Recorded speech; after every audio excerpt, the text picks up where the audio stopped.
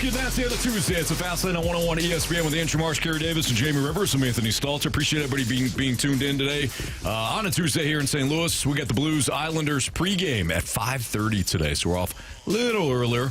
5:30 pregame for the Blues and the Islanders. Puck drop at 6:30. You can listen to all the coverage right here on 101 ESPN, your home of the Blues. Speaking of the Blues, Brayden Schenn spoke to the media. You mean speaking of the Islanders? Yeah, no kidding. How about that? Speaking of the Blues, former Blues, now current Islanders. Yeah. Brayden Schenn spoke to the media. Here's some audio via KSDK, and he reflected on his time in St. Louis. You know, the fans were so good to me when I was here. I tried to come in with my time here, play the right way. I said it before, play for the guys that, you know, really have worn the jersey before me. It's been a great organization with a long history with a lot of great players, and, you know, you feel like you owe it to them to go out there and put in your solid effort. Every night you wore the blue note, and, you know, I've had a lot of people in this organization and in the community that has helped along the way. You know, but I said it to, you know, JR a couple days ago, when you get asked 2 times in 2 years, you know, the second one makes your decision a lot easier, I would say. Not because I didn't love the organization and the city and everything else. It's just, you know, they felt like they needed to go in a different direction. And, you know, me and Justin Falk were the guys out this year. And that's just the reality of the business, you know. No hard feelings. It's just kind of what you're faced with, you know, we're with the business. Consummate professional, that's for sure. Brayden Schenn says all the right things. Somebody that you wanted to be the captain of your team over the last couple of years now. But Jamie, you listened to the audio and you heard what Brayden Schenn had to say. And one of the questions that you had, kind of a simple one for St. Louis fans, but one I think that's kind of important, is how will Brayden Schenn be remembered by Blues fans? Yeah, I hope I hope he gets an eruption tonight. I mean, this is a guy that came in here as a young man and immediately played like a St. Louis Blue. Mm-hmm. And listening to him talk, and I know this for a fact because it's always been true, when he says stuff about, you know, playing for the guys that wore the jersey before me and playing that gritty style for the fans here in St. Louis, making sure that every night I'm giving everything I've got so that people are proud of the Blue Note and proud of the Blues. He didn't just say that crap. He lived it. Yep. And, you know, I've said this before. Brayden Schenn is one of my favorite players to ever wear the Blue Note. He is. He reminds me so much of Brian Sutter. So people who are driving around right now that remember Brian Sutter, I mean, this is the modern-day version of Brian Sutter. You're not going to get the same thing because the era of hockey was different. Players were different. The style of play was also different. Brayden Schenn is as close as you're going to get that as a Blues captain. Mm-hmm. And so how will he be remembered? Hopefully he's remembered as just that. A black and blue center that played his guts out for the Blue Note and represented the city to the best of his ability at all times. Mm-hmm. That's the bottom line. And that should be the only thing you remember. Of course, let's remember the Stanley Cup. We like that. I mean, I'm not saying that not remember that, but the Stanley Cup is a result of the player playing the way he did. Yeah. You know, like that's the reward for that. So and he almost got overshadowed by Ryan O'Reilly from that standpoint because of the way Ryan O'Reilly conducted himself, but Brayden Schenn conducted himself in the same manner. Well, no coincidence that they both wore the C too. Mm-hmm. Yeah, and so they carried the same traits. 100%, and I think it's tough. It's very tough for the player. Brayden Schenn wanted to retire a Blue. I'm sure of it. His family loved it here in St. Louis. His parents would come in here. His dad, Jeff, was an unbelievable dude, would come into town, had his own little group of people he'd talk to. Like, this becomes your home. Mm-hmm. And they're from up in Canada and Manitoba area, or Saskatchewan, sorry. So coming down to St. Louis is new to them. It's different, and they felt like they were accepted here. And so all that being said, it's tough to see your captain leave. It's even weirder, though, to play him 2 games later. Right. Like, here you are now. One, he got traded to a team that's in the same hotel as us in San Jose. Mm-hmm. So that's interesting. And then a couple of days later, now he's back in his own home having dinner last night with his family, his friends, and whatnot. And now today, he's wearing an Islanders jersey, and he's getting dressed at the other end of the ice. Yeah, that's pretty wild. It's a lot. It's going to be weird. It's a lot. What, just real quick, what's that like to walk into a locker room that you just got traded? You're walking in. You know, either you played with some of those same players or you played against those players, and now they're your teammates. What's that like? Well, it's interesting. Because there's got to be some guys that you're not fond of, and they're not fond of you. So, in particular, I remember going into the Islanders locker room, oddly enough, the Islanders, and there's an empty stall where I was going to put my stuff and whatnot, and right beside me was a guy named Brad Isbister.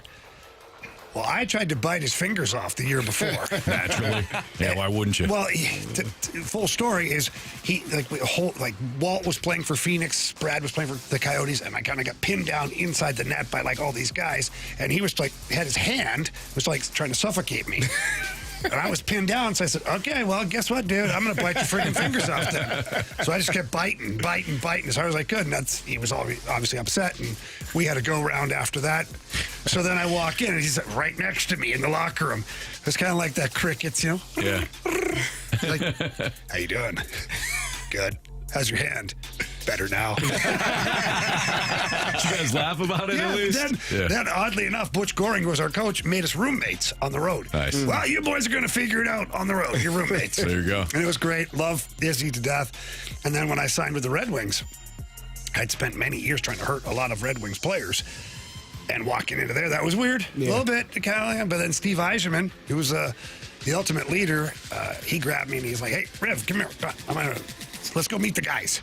Walked me around the room, and first thing he said is, "Hey, Jamie Rivers. I grew up watching Jamie play. I'm 8 years older than Jamie. Blah blah blah blah." So guys, right away, and then also we end up at lunch and playing golf later on and whatnot, and it was all good. Yeah. So it doesn't take long. But for Brayden Schenn, this has got to be weird. He's walking into Enterprise Center and he might get lost. A visitor. Yeah, might go to the wrong dressing room. I've seen guys go to the wrong penalty box their first time back in their building. Okay, buddy, you're on the visitors side. Do you guys think that Brayden Schenn will drop the gloves tonight? No. Who's going to fight him? Right. Brayden Schenn from the Blues would have to fight Brayden Schenn now of the Islanders. Yeah, Tucker's not in the lineup. What about Jake Neighbors? No, he's not going to fight Jake? He might ground Jake. Jake was living with him. Maybe made Jake walk the dog. I know, but I just for the, Here's the thing about Brayden Schenn. He's going to go out there and he's going to compete. He's not going to be an idiot. Right. He's not. He's an honest hockey player. He's not going to force his teammates into his former teammates into a really bad spot. Yeah. He's going to play hard. Yeah. Will he finish his hits? Yeah. Should you have your head up? Yeah. But that's called hockey. If Brayden Schenn takes 30 strides to run somebody from behind, I'll be shocked. I will. Yeah, it's not. I mean, he might be pumped up a little bit, but I agree. I don't. He's not going to be. He's not going to be running people and. Well, he might run a couple guys over, but it's not going to be cheap. not chippy. No. If there's anger or frustration, it's probably not at his former teammates. Right, as he said in Why would he mad at Carey? Well, he said it in the interview. I mean, you get asked to be traded twice. They ask you to wave your claws twice, huh? He's probably pissed off and can't get fooled again. That's become the new seats taken. So, yeah, I think the way I'll remember Brayden Schenn, obviously, as you said, consummate professional, showed up to work every day, literally didn't miss a game over the last 3 years, played in every single game. I think the 1,000 games that they celebrated for him last season, I thought that was awesome. I believe his father was a part of that as well, giving the lineup to the team. Oh, yeah.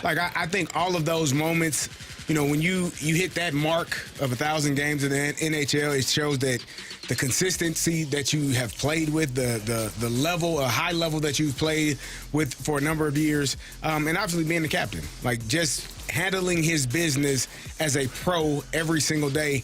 And I was looking up penalty minutes. He was either number 1 or 2 over the last 3 years in penalty minutes, meaning he didn't mind punching you in your face, even though he was the captain. That's kind of the role he took on. He took on that job of being the captain, being the leader, and defending his guys at every turn. So, I think it's just he comes in here tonight. I'm sure it's going to be extremely emotional for him.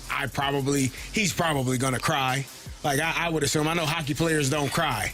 Oh, no, we football cry. players don't Are you cry. kidding me? There were many nights I was crying myself to sleep in a hotel room, wondering where the hell I was playing the next day. I'll tell you that much. But I think it's going to be so emotional for him, and I hope that the Blues, give him a moment, 2 or 3 minute It's going to be moment. If I'm the Islanders, like Patrick Waugh, I don't play him for like 3 or 4 shifts after they do the tribute thing. Because he's not going to be Just he's not going to be okay. No, let him just You spent reset. almost 10 years in a place.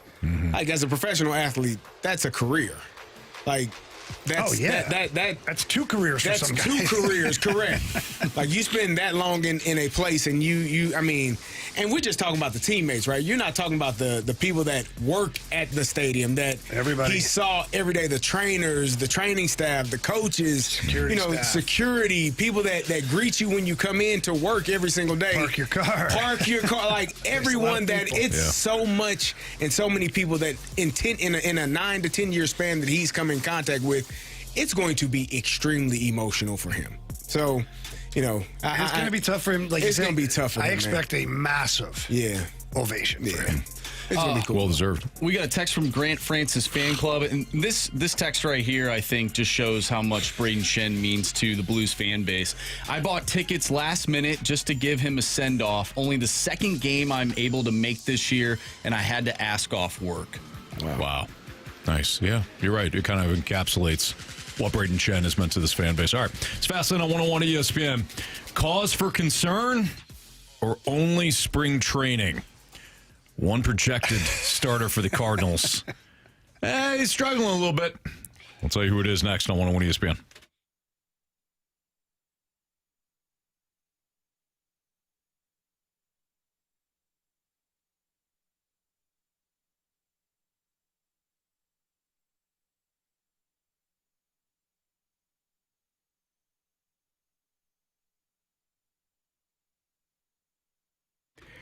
Right now, FanDuel customers can get up to $300 back in bonus bets every day for 10 days if your bet loses. Here's how it works.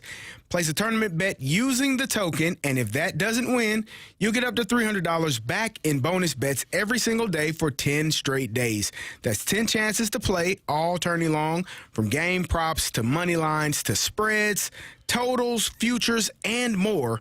You can even mix things up with a same-game parlay for a shot at a bigger payout.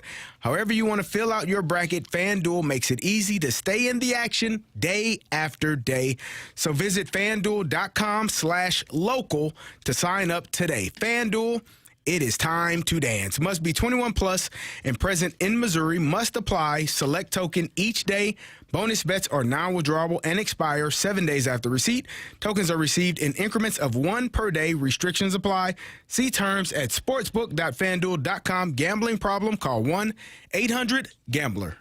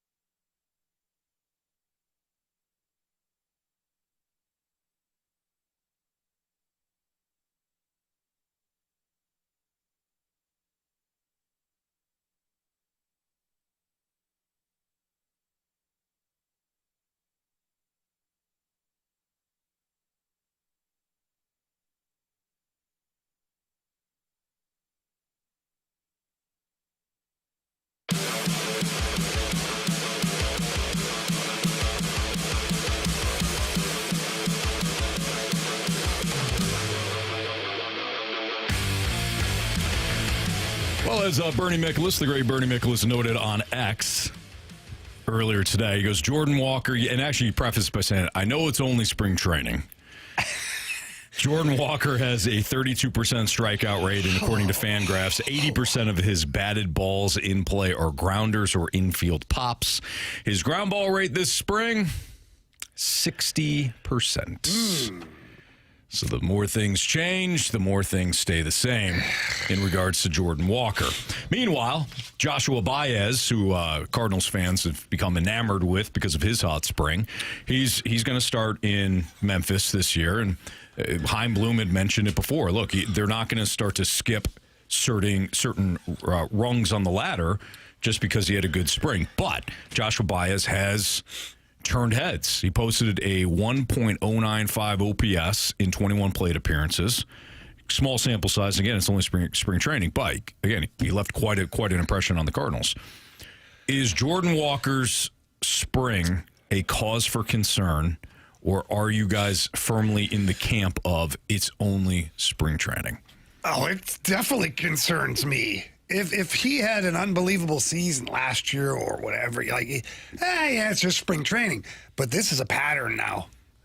Like, apart from his first spring training where he made it out of spring training, his first year where things were kind of okay for him, this has been a problem. Mm-hmm. Now, it is only spring training, and Ollie Marmol said that, he was back doing live ABs and, working on his game and things like that. So you like to hear that, but come on, this is you're not against the best pitchers right now. Right. And even the best ones aren't throwing all their gas right now. They're just sort of getting into it. Mm-hmm. And you've got a 60-some% ground ball rate, a 32% strikeout rate. Yeah. He might as well be blindfolded. Is that is that too much? Yeah, he's still making still making some contact. Blindfold me, I'll make contact at least 30% of the time. Yeah, just put your bat in the strike zone. No, yeah, that's how hard can it be? How hard can it be? Well, I take it back. That was too harsh. It doesn't look good though. So I know I was looking at this yesterday when he went. I think he went 1 for 4, struck out 3 times. But I was looking at how he struck out. I mean, obviously I couldn't watch the game, but they have the balls and strikes on MLB.com. And the balls, the sliders out of the zone, he wasn't chasing. There was one at bat where it was a 9-pitch at bat where he fouled off, I think, 5 or 6 pitches and then finally struck out up in the zone. So it seems to me, just based off of what I've looked at over the last couple of days with him striking out in the manner in which he has, it's not the chasing the slider out of the zone. He seems to have maybe corrected that. But just like I know, when he hasn't been chasing it. I'm just telling you that's fine. What I'm seeing. That's fine. What happens is they find another way to attack you, which it seems to be up in the zone, inside, and he looked like he's chasing after that now. Mm-hmm. So when you fix one problem, they find another one to attack you, and they seem to have found another one. So it's just going to be more work that needs to be done. Is it concerning? Probably. Was he hitting the ball on the ground his rookie year? Yeah, but he had 116 hits, 100-plus hits, mm-hmm. and people were complaining about that. I don't have a concern. It's hard enough to hit a ball in baseball. I mean, that is one of the hardest things to do other than hitting a golf ball that doesn't move. Explain it to you. I could not ever. Can't explain it. Yeah, you lifted your head on that one. Did I? Right. Could have sworn I stayed down and swung through. Your hips flew open. Oh, my God.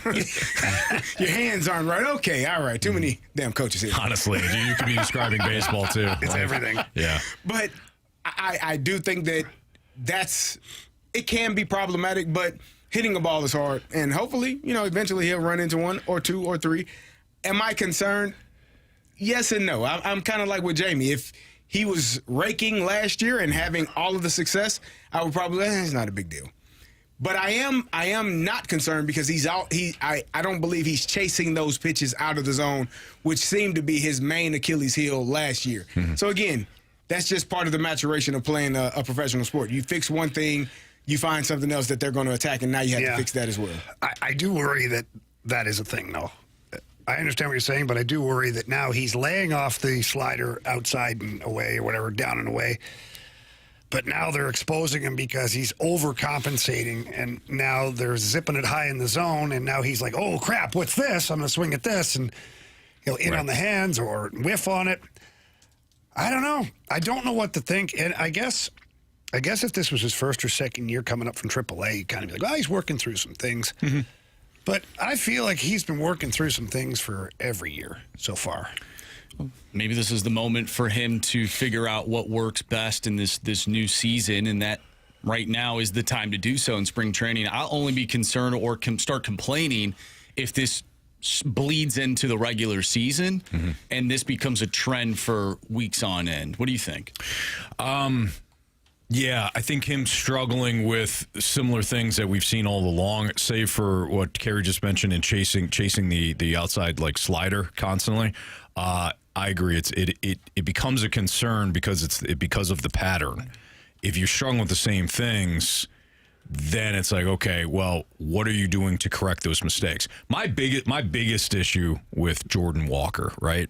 Issues maybe too strong. My biggest concern with Jordan Walker is actually not the mechanics of his swing. I think that's the stuff you can fix. I'm not saying it's easy, but that's the stuff. It's like, okay, he's hitting the ball on the ground too much. Well, a lot of that has to do with fixing his the plane in which he swings. The launch swings. angle, Anthony? Well, it's how long the bat's in the zone, Carey. Say it. Launch angle. Sometimes you got to have a 48-degree angle. If you're gonna hit home runs, yeah. Man, just hit the ball, man. Okay, well, he's hitting the ball consistently on the ground, but it'll get out there. It will not. Sometimes if you chop down on a swing, you'll ground over. Sometimes if you roll your wrist, you'll hit the ball on the ground too much. There could be something mechanically that they already know that they can fix the ground ball stuff. My biggest concern has been the same. What's his approach at the plate? He could have the best mechanics, but as Dunk used to say, you can't put a good swing on a bad pitch. So it's a bad pitch, it's out of the zone. Mechanically, he could be just fine, but he don't know how the pitcher's attacking him. And he's got too many holes in his swing. Carey, that is what, when you were talking, that's the thing that popped into my head. Okay, he fixed not chasing the outside slider, but now they're going up and in on him. Maybe he's leaning in too much, and he's jacked up again. Mm-hmm. Does he know that they're attacking him up and in? Oh, I'm sure he does. That is the thing that I'm concerned about. And with the ground balls, the Cardinals didn't draft this guy to hit ground balls. No, they didn't. They had an idea of what they wanted out of Jordan Walker, what type of profile that he brings as a baseball player. Mm-hmm. He's a big dude. He can mash the baseball, and that's what they're looking for. Right. They can find somebody else to hit ground balls. Certainly. So. Yeah. No, I agree. All right. It's Fast on 101 ESPN. It's one of those deals where it's like, like Jamie said, if he had a better season last year, you're like, you know what? He knows what he's doing. Mm-hmm. But he didn't. Yeah. We're waiting for that success. And he's not the only guy struggling at spring training. There's another guy that nobody another guy with likes. the same issues though. I think he's your third baseman this year. It's like both of them. It's like the Spider-Man meme with Gorman and Walker. All right, it's Fastlane on 101 ESPN. Which NFL team can make the biggest leap solely based on their free agent pickups? I got one specifically, and it might be the layup of the group. Let's find out what these guys think. That's next on 101 ESPN.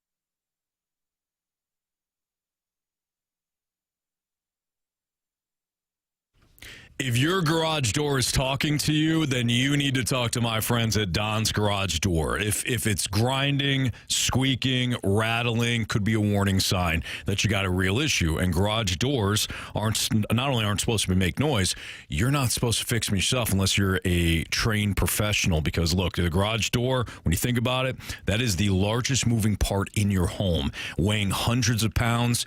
And with that spring and the way it's loaded and everything like that, you don't want to catch listen, just let the professionals handle it, okay? You don't want to lose a limb because you're trying to fix a garage door. Don't be the hero. Repairs can be dangerous. Leave it to Don's Garage Doors. They're a local St. Louis team, honest service, quality work. They keep it simple. They show up on time. They do it right, and they stand behind their work. That's Don's Garage Doors. Right now, a couple of specials for you.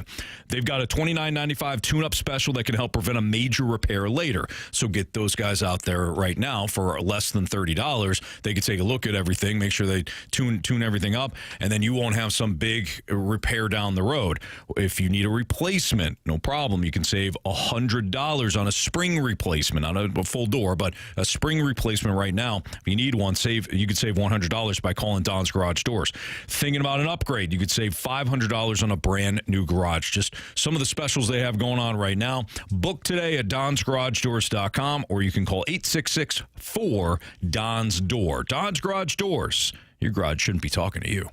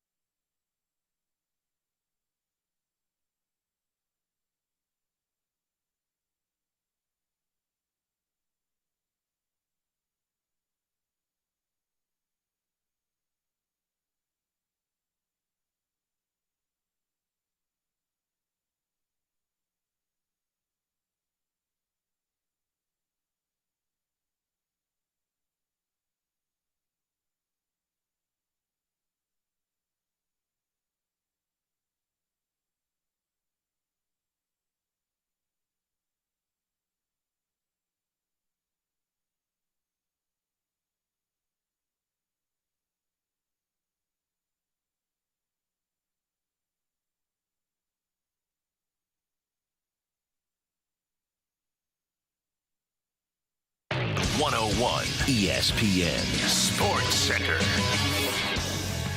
I'm Andrew Marsh. It's time for a Sports Center update brought to you by Saliga Heating and Cooling. Brayden Schenn will be back in St. Louis as he will play with the Islanders as the Blues take on the New York Islanders tonight. We have an early pregame for you starting at 5:30. Puck drop will be at 6:30. If you have missed anything from today's show, or if you miss anything, if you can't listen throughout the day, make sure you go to 101ESPN.com or check out the free Dobstar and Auto Center's 101 ESPN mobile app.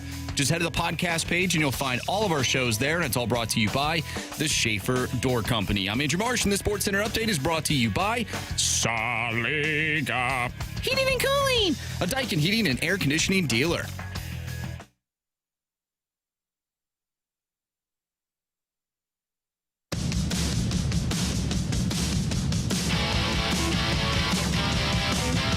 With Andrew Marsh, Carey Davis, and Jamie Rivers, I'm Anthony Stalter. Which NFL team can make the biggest leap solely based on their free agent pickups?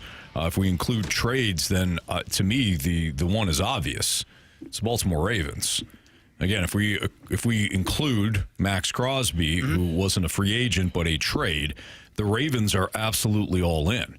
They acquire Crosby for 2 first-round picks. They had never gave up 1 first-round pick to acquire a veteran player, let alone 2. So this is a completely different-looking front office now. Jesse Minter's taking over for John Harbaugh, and it does feel like the Ravens are taking a different approach overall. So making a move like this also declares they're all in. They're all in on this season, and they should be. Lamar Jackson signed his contract a couple of years ago. I think he's going to be up again, I don't know, fairly soon. Here in a little bit. Yeah. Well, they were wanting to talk negotiations with him, but because he represents himself, they said that it's more difficult. Right. So you got that situation. Derrick Henry isn't going to play forever. You want to capitalize on that window. So what they're doing in adding to that defense to build a Super Bowl caliber defense, they're all in right now. So when we ask the question, which NFL team can make the biggest leap solely based on the free agent pickups, again, if you're including the trade, I got the Ravens. What about you guys? I love that pick. I think they did a fantastic job. I know we talked about how much the Raiders have advanced their season. Now, are we talking playoff team, or are we just talking marketably better than what they were in 2025? You can define it how you want. I'm okay with the idea of just market, like significantly improved, because I agree with the Raiders. I don't think the Raiders are going to be in the playoffs, but I do feel as though they have made some significant upgrades, and one being obviously trading. We're talking about the 2 teams that traded with one another for one of the best players. Max Crosby getting traded to the Ravens, which helped them become better, and also the Raiders getting those 2 first-round picks and what they've done this offseason in Tyler Lindenbaum. You've been talking about some things off air. We don't know how they reached out to I don't care how you swipe, Carey. Linderbaum's agent. You know? Yeah. Or why he was on there. Different ways to communicate. Yeah, the addition of him on the offensive line, and obviously all signs point to drafting Fernando Mendoza first overall. I think they've done a fantastic job of adding to what they are. And then they also got Quay Walker. They got Nakobe Dean. They got Jalen Naylor. Like, they added in some key spots. I love Nakobe Dean. I thought he did a fantastic job in Philadelphia and kind of leading that defense when he was in there and healthy and rolling. I love Quay Walker, who came over from the Packers. I think he's an outstanding linebacker as well. Yep. Outside rush guy that can get to the quarterback. So I think the Raiders have done a really good job of adding to what they have and hopefully putting together a roster that is going to be able to win some games for them this upcoming season. Mm-hmm.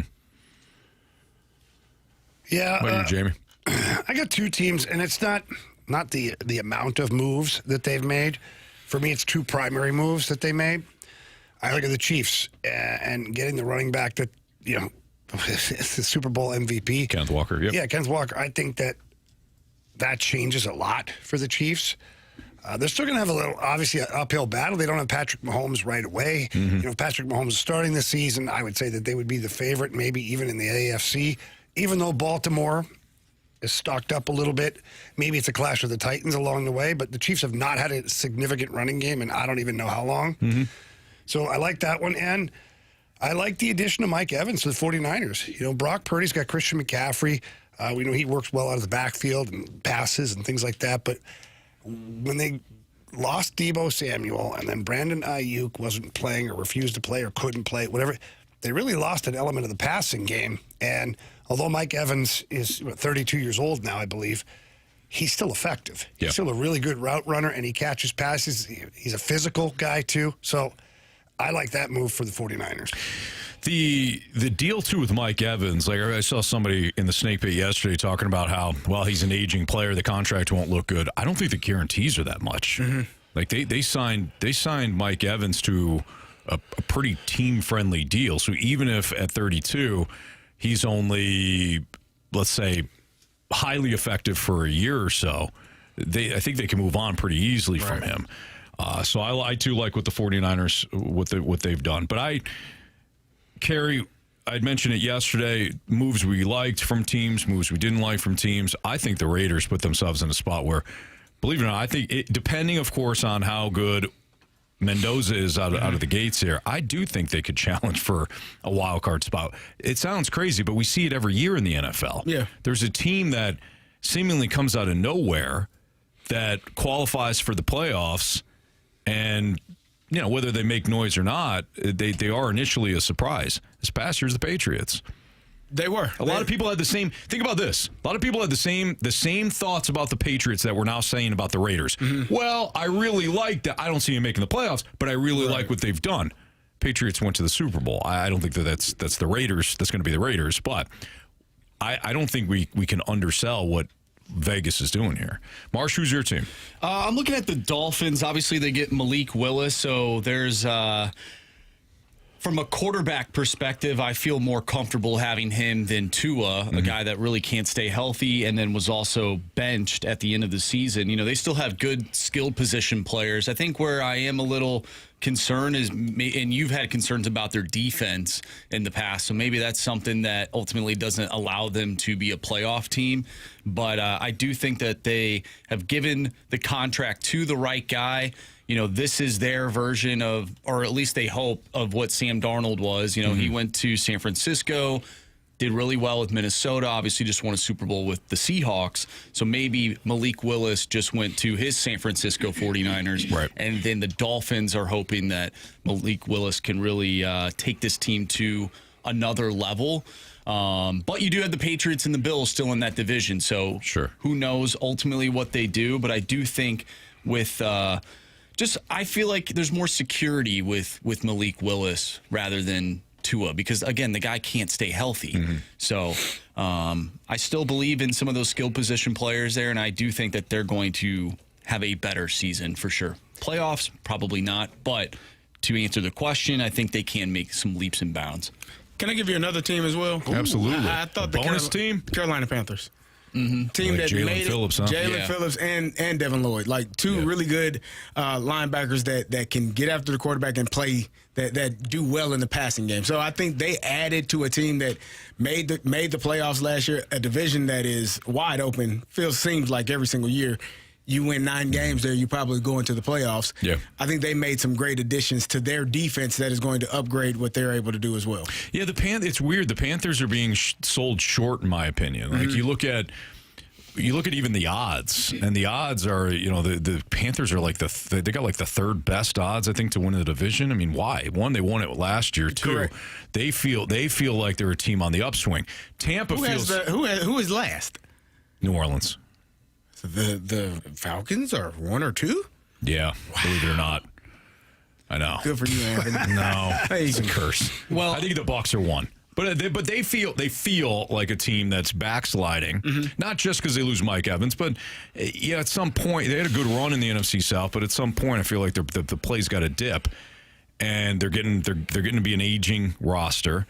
Carolina, again, won the division last year. Their defense are starting to build up, and Atlanta is constantly in handcuffs because of the quarterback position. Well, I think that's probably where people feel Carolina should be, because they have questions about Bryce Young. Mm-hmm. I know he just went to the playoffs, but you've seen him play really bad games, and you're like, I don't know.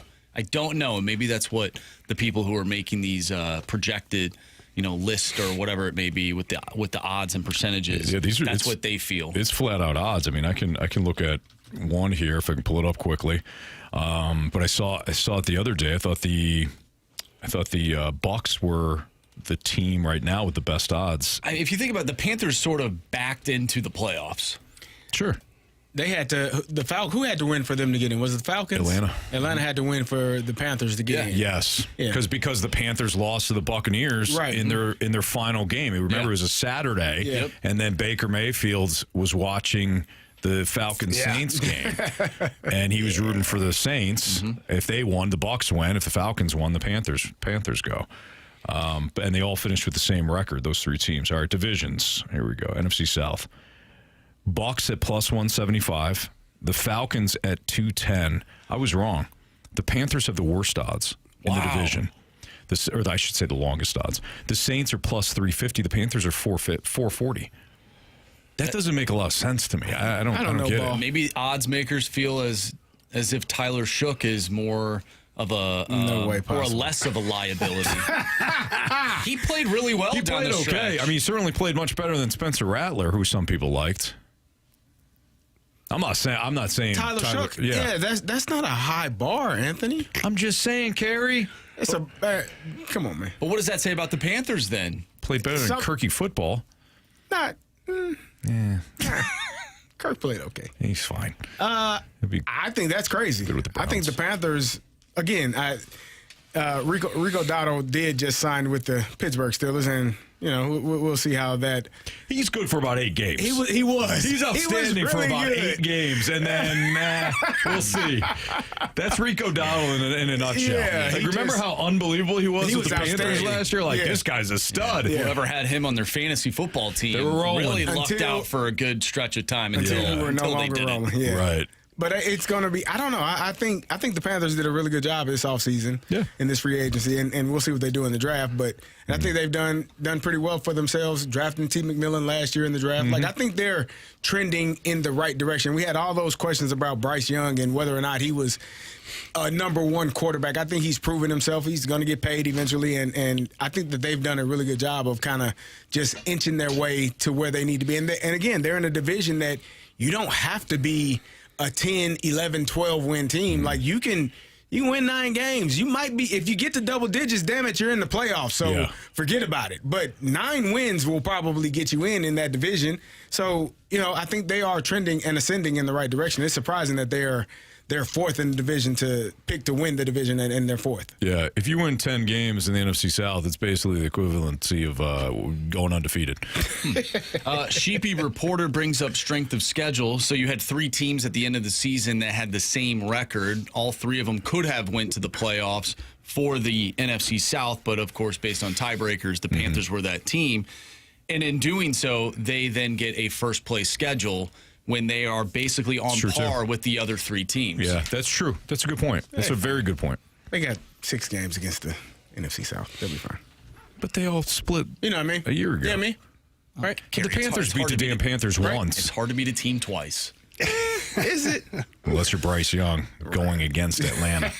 Then all of a sudden you're some combination of Mahomes, Favre, and Joe Montana. Has the core of the Blues been set up to succeed? We'll talk about that next on 101 ESPN.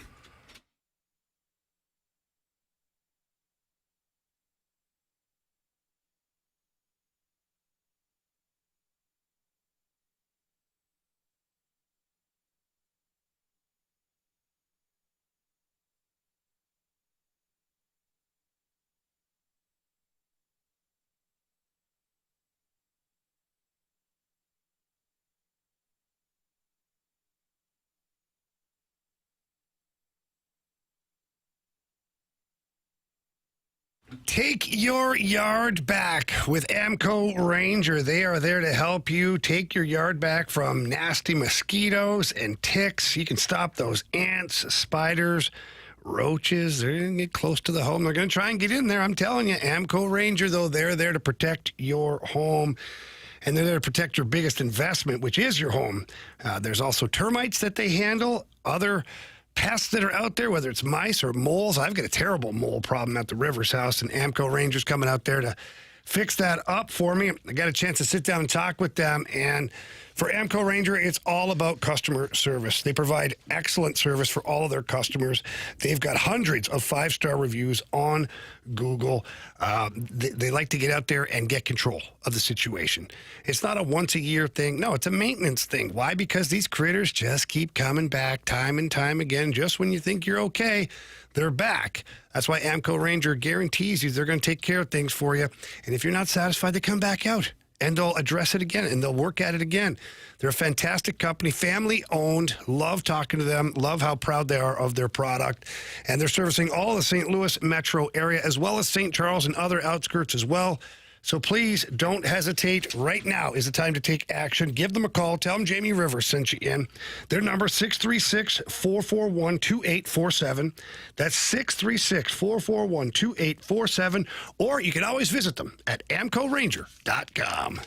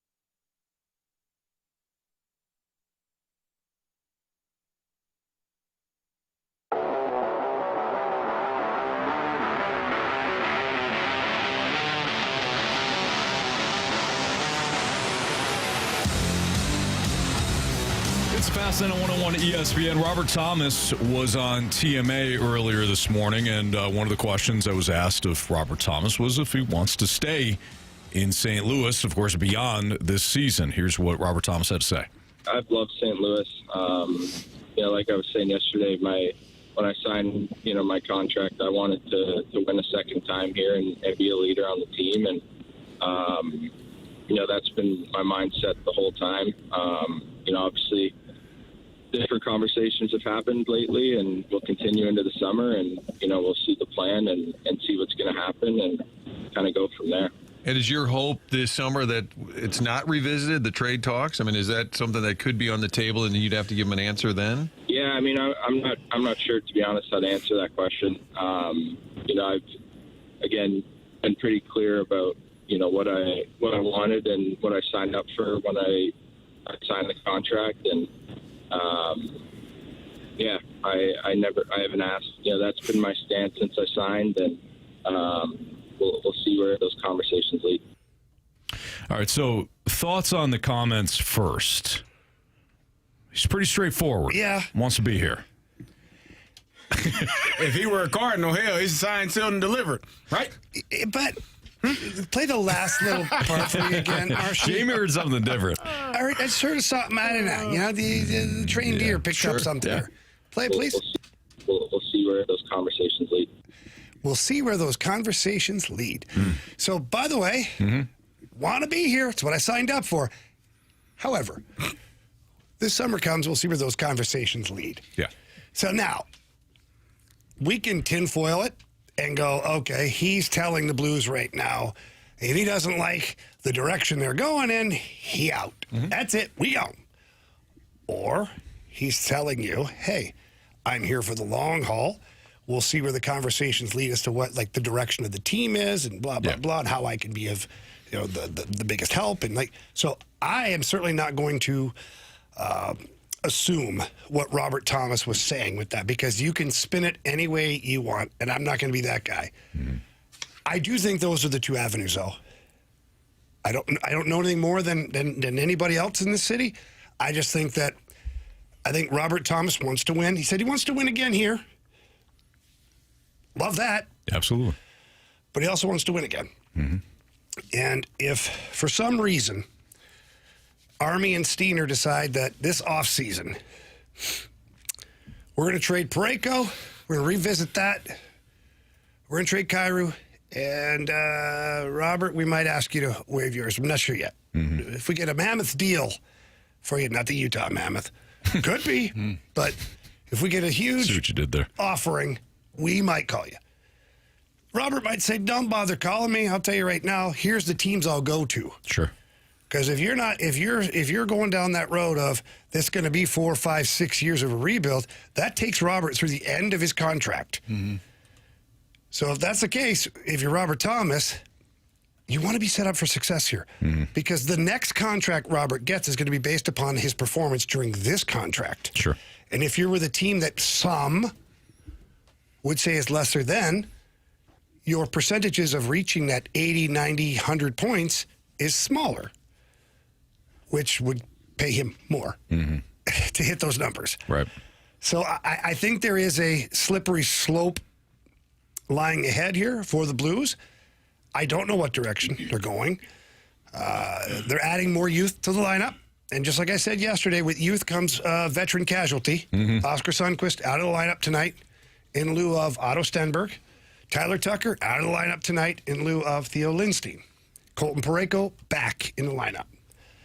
So this is what we're dealing with right now. This is what you're looking at for the rest of the way.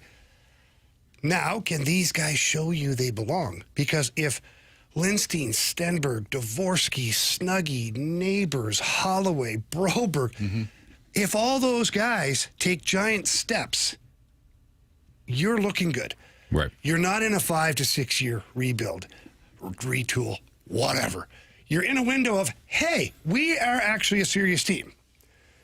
But you got to see those steps being taken. So when I think of Robert Thomas, I think of him probably, his agent more probably than Robert, evaluating the rest of this season, what it looks like, evaluating what the young guys look like the rest of the season before deciding or commenting or even contemplating anything different come the offseason. Sure.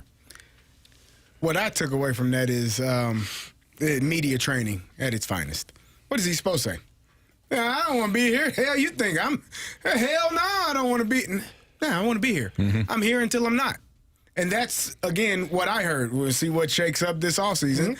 We'll see. I want to be here. I'd love to win a championship here. But if somebody else is going to pay me more and I got an opportunity to do that, then I'm going to do that. That's generally how it goes. If you're a free agent or if you're a guy that has an opportunity to move on, or they want to trade you, or he's got 4 more years left, Carey. No, I'm saying if not in this situation, but when people are free agents, or when they have this situation where there are talks about you being traded, that's how the conversation goes. Yeah, I want to be here. I'd love to win here. Unless I can't win here and you're going to move me, cool. 5 more years after this year. So that's what he's supposed to say. That there is not anything else, and this is not a knock on Robert Thomas. That's what he's supposed to say. No. This is, as an athlete, what you are taught to say. And I thought he handled it right. I really do. And I will give full credit to our boys on TMA. They didn't lay off. Right. Doug came in firing. Marty, we know Marty likes to fire away. Now, they weren't rude. No. They asked questions. But they asked the questions that were probably difficult for Robert to answer in real time. And I thought he handled it very well. I also, Carey, to your point, I also heard a young man that was answering things sounding more like a veteran player / leader. And not that those are the same answers that Brayden Schenn would have given, but it's closer. And so if Robert Thomas is truly wanting to be the next captain of the Blues, he's taking the right steps right now by saying the right things and saying them with authority. Absolutely. Now, we didn't get into the other part of this. We can save it for the biggest question. We could save it for the... Save it. Get out of my head. What, Anthony? Were you thinking the same thing? At least you all learned. You can't tell him what to do. I didn't. He was thinking it. You got to let him speak first and then make it his idea. That's That we did agree on that, Martian. Because if you don't make it his idea, then I must have not been at that meeting. No, you were there. Yeah, you were just there. it was Anthony us wasn't three. there. He wasn't there. Oh, that's right. We got to make him believe it's his idea. Gotcha. For it And to then go. we applaud him and pet him. Heavy we petting. clap. Wait a second. Are you telling me that all those things that Greg Amsinger said were actually Greg Amsinger's ideas and not Anthony's? No. Shh. What? Anthony, they're clearly yours. You're the brain, buddy. Thanks, Jamie. Yeah. All right. Feel good now. Hey, in 15 minutes, we're going to talk to John Hogan, Maryville hockey head coach. Now, Maryville had some big news last week that they are going up to Division I hockey. D1, baby. So we're going to talk to the head coach of Maryville hockey in 15 minutes. But first, has the Cardinal Way of development returned? Maybe for some players. That's next on 101 ESPN.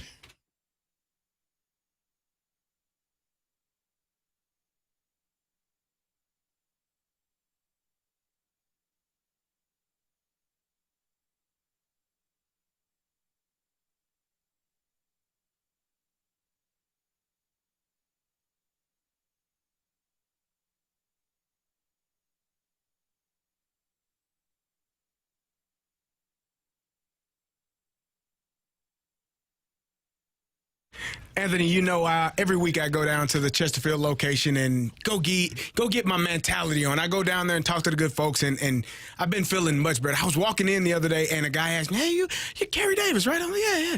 Damn right I am. Does that mentality stuff really work? Heck yeah. It's right here. You need to check them out because that's what Anthony told me to do, and I've been doing it, and I feel outstanding, and you should feel that way as well. Yeah, I get questions all the time, too. Do you actually go? Does it actually work? That's the two questions that we get. Yes, every week, and yes, it absolutely works. I love mentality because it helped get me back that energy. But it's not just more than it's more than energy, right? It's the mood overall. My passion has returned for working out and even just kind of the competitive nature, right? Like we're competitive guys. Well, when it comes to work and, being at home and anything that we're doing, we want to be at our best. And mentality helps that. They up our free testosterone range to get that back to normal. And all of a sudden, your mood stabilizes, your energy comes back. And, I notice it mostly on weekends where a whole bunch of stuff happens. By Sunday night, Carey, I'm still revving to go. Ready to go. And so they do it by running real labs. They talk about you. They talk to you in real terms. You don't have to get the doctor lingo. They tell you exactly what's going on with your brain, what's your body, and what you need to feel better. And if you want to go down there, right now they're offering all new patient labs to be covered in your treatment plan. And that's a savings of up to $250 right out of the gate. You can schedule your appointment at lowtusa.com. That's lowtusa.com. Reclaim the old you, the younger you with mentality.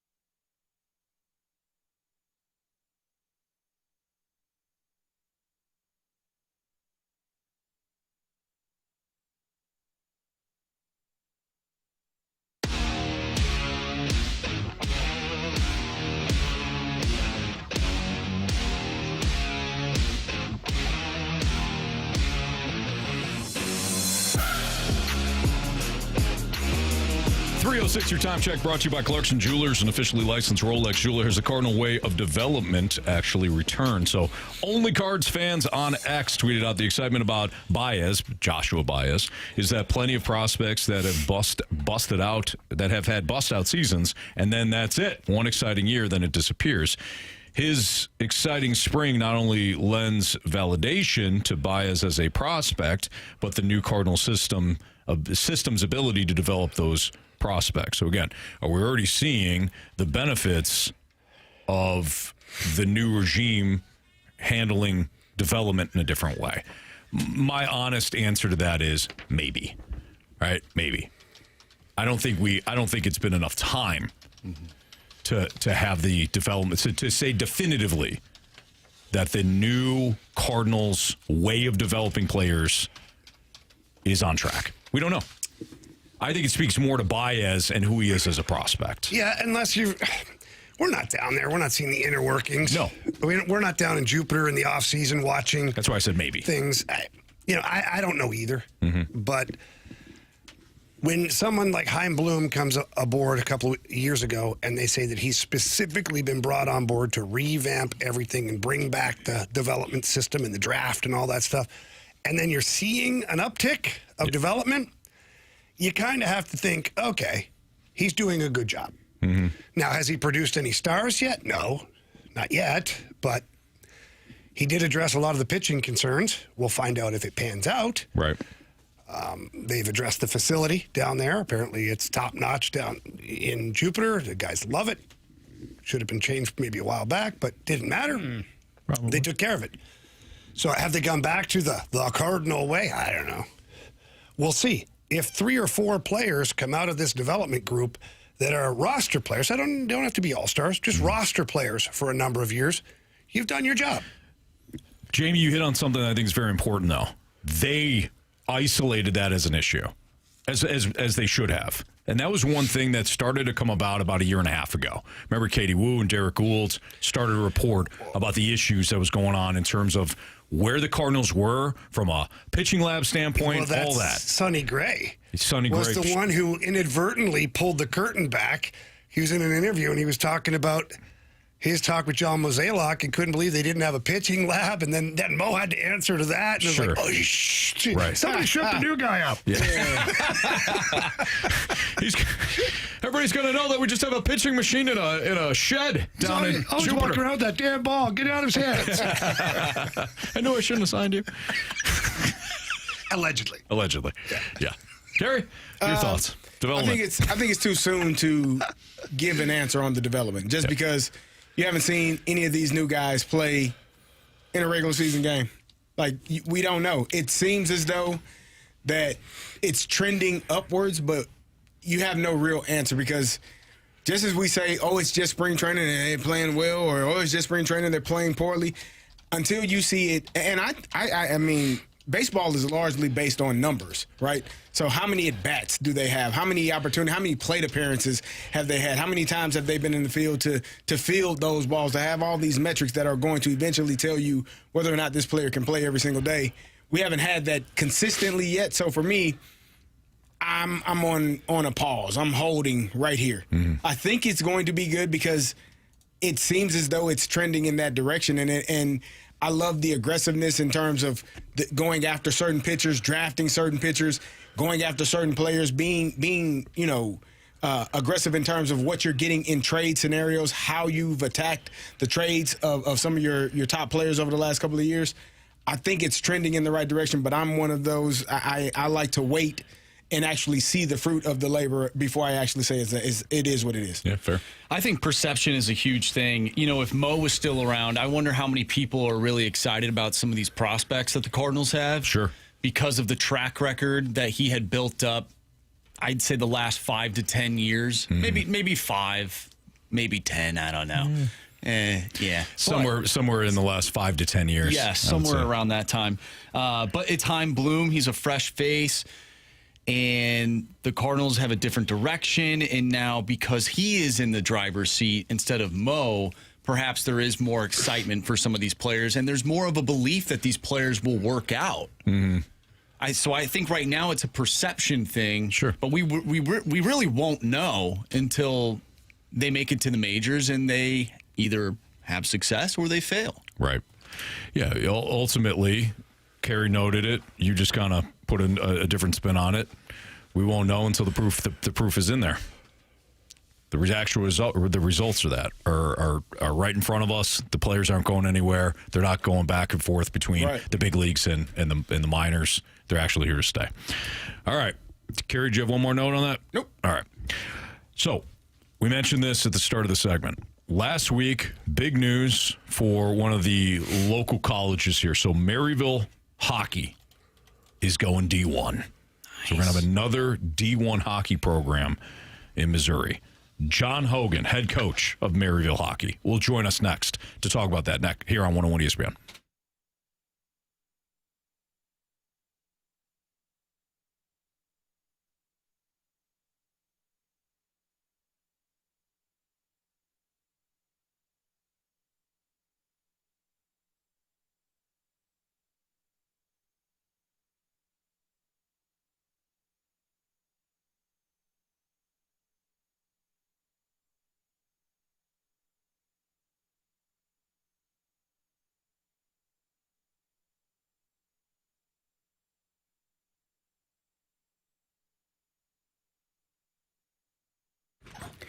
FanDuel is giving all customers a profit boost every single day through March 15th.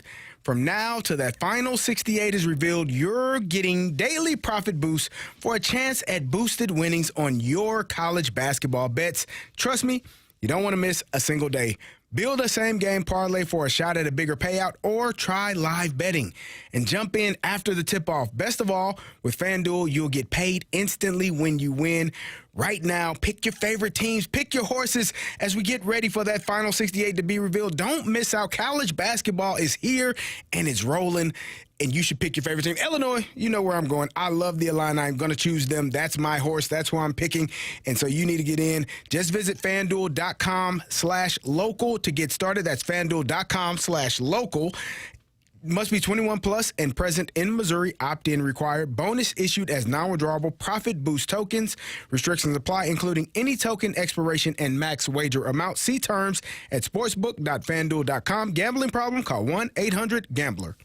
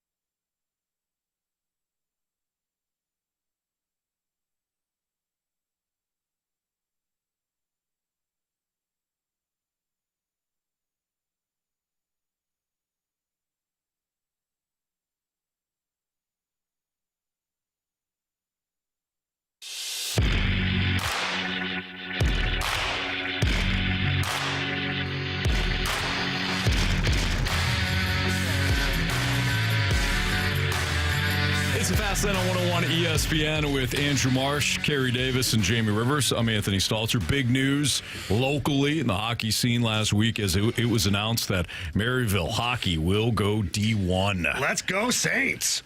A lot of people pumped up about it, including, I would imagine, the man that we have right now on our Collier and Thompson phone line, not only Maryville's hockey coach, but now the assistant athletic director of hockey. He's John Hogan. Coach, we appreciate you joining us. How are you today? I'm doing wonderful. Thanks for having me, guys. No, it's our pleasure. Let's just start off with some basics. So, how did this all happen? How did it go down? And just what are the thoughts on surrounding the program that you guys are going to be D1?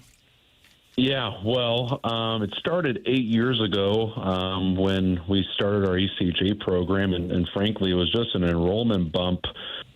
8 years ago when we played at Afton, we didn't even have our hockey center out in the Chesterfield Valley, and it's just slowly grown and grown. And we had our feasibility study done years ago, and frankly, we had a little too much time on our hands during COVID, and I said, let's get that feasibility study back out. Let's see if we can make this work. So for the last few years, as we've continually built our ACHA program, it's like, okay, how do we make this work? And we're not trying to be anything that we're, something that we're not.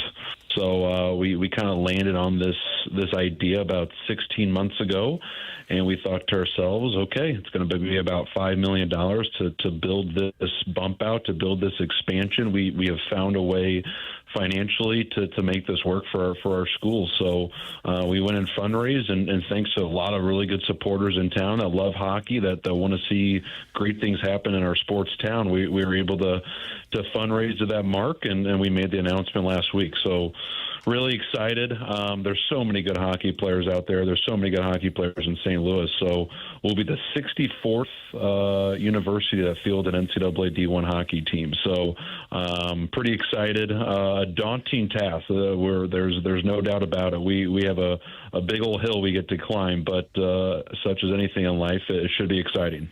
I was going to say, Hoagie, now the real work starts for you guys. I mean, it's a lot of hours and months and weeks that are going to go into this. But let's go back just for a second. And, you talked about, the hockey here in St. Louis. You and I have seen this grow so much over the last 10, 20 years plus. I mean, it's amazing what is going on here now with youth hockey, junior hockey, college hockey, all that stuff. And then it must have helped your cause. I could be wrong, but it must have helped your cause to have Lindenwood, another local team, also go D1. And I'm sure that made it attractive for the NCAA to have another team in town. Very much so. I think to your first point of just the game growing, you go back to the 97, 98 birth years, that saw all those great players go in the first, second rounds, and then the Blues won in 2019, and there's been, in our opinion, this explosion in hockey the last, call it 5 to 10 years, and we're going to continue to kind of ride that wave and ride that momentum. And Lindenwood doing it a few years ago. I think a competitive rivalry, a heated rivalry, is great for hockey markets. We play a pretty blue-collar game. I know a lot of fans like to see some helmets come off, and that's why they go to the hockey games. But you look at some of these programs around NCAA D1, like it's the rivalries, it's the school atmosphere that really drives the excitement. You can't tell me that Boston College and Boston University don't make each other better. So two local schools, I would say we're the St. Louis school, they're the St. Charles school. Wink, wink, nudge, nudge. So we're excited. We're excited to have them. It's awesome that we're 15 minutes away from each other, and we know we'll be the first. We're the new kid on the block. We're the new kid invited to the party. So we're certainly ready to make a name for ourselves. And like I said in our press conference, I think Maryville has been a really good secret in town, and it's up to us to kind of get that out. John, I see that you talked about you're the director of hockey, you're the head coach, you're helping this transition to Division I hockey. You got so many hats going on right now. How are you finding time to recruit? How has the recruiting process been for young athletes that want to come to Maryville? Well, as Marshy knows me a little bit, like you just don't sleep. So that's Been down that road. That's the easy answer to your question. And we're going to get reinforcements here. We're going to get people that come, and the right people that come help us as we move through this transition. But I'm just going to do a little math for you guys, because the NCAA D1 hockey world, it's a lot smaller than people think. So there's 60 teams, and there's 64. We're going to be the 64th, but let's just say there's 60 for easy math, and each team has 30 kids on the team, and that's 1,800 kids in the whole world that get to call themselves NCAA D1 hockey athletes. Like, that's not a lot. And then you put in the regular evolution of, seniors graduating, freshmen coming in, like, there's not a lot of spots open. And then you threw in these new CHL rules. Like, there are a lot of really good hockey players.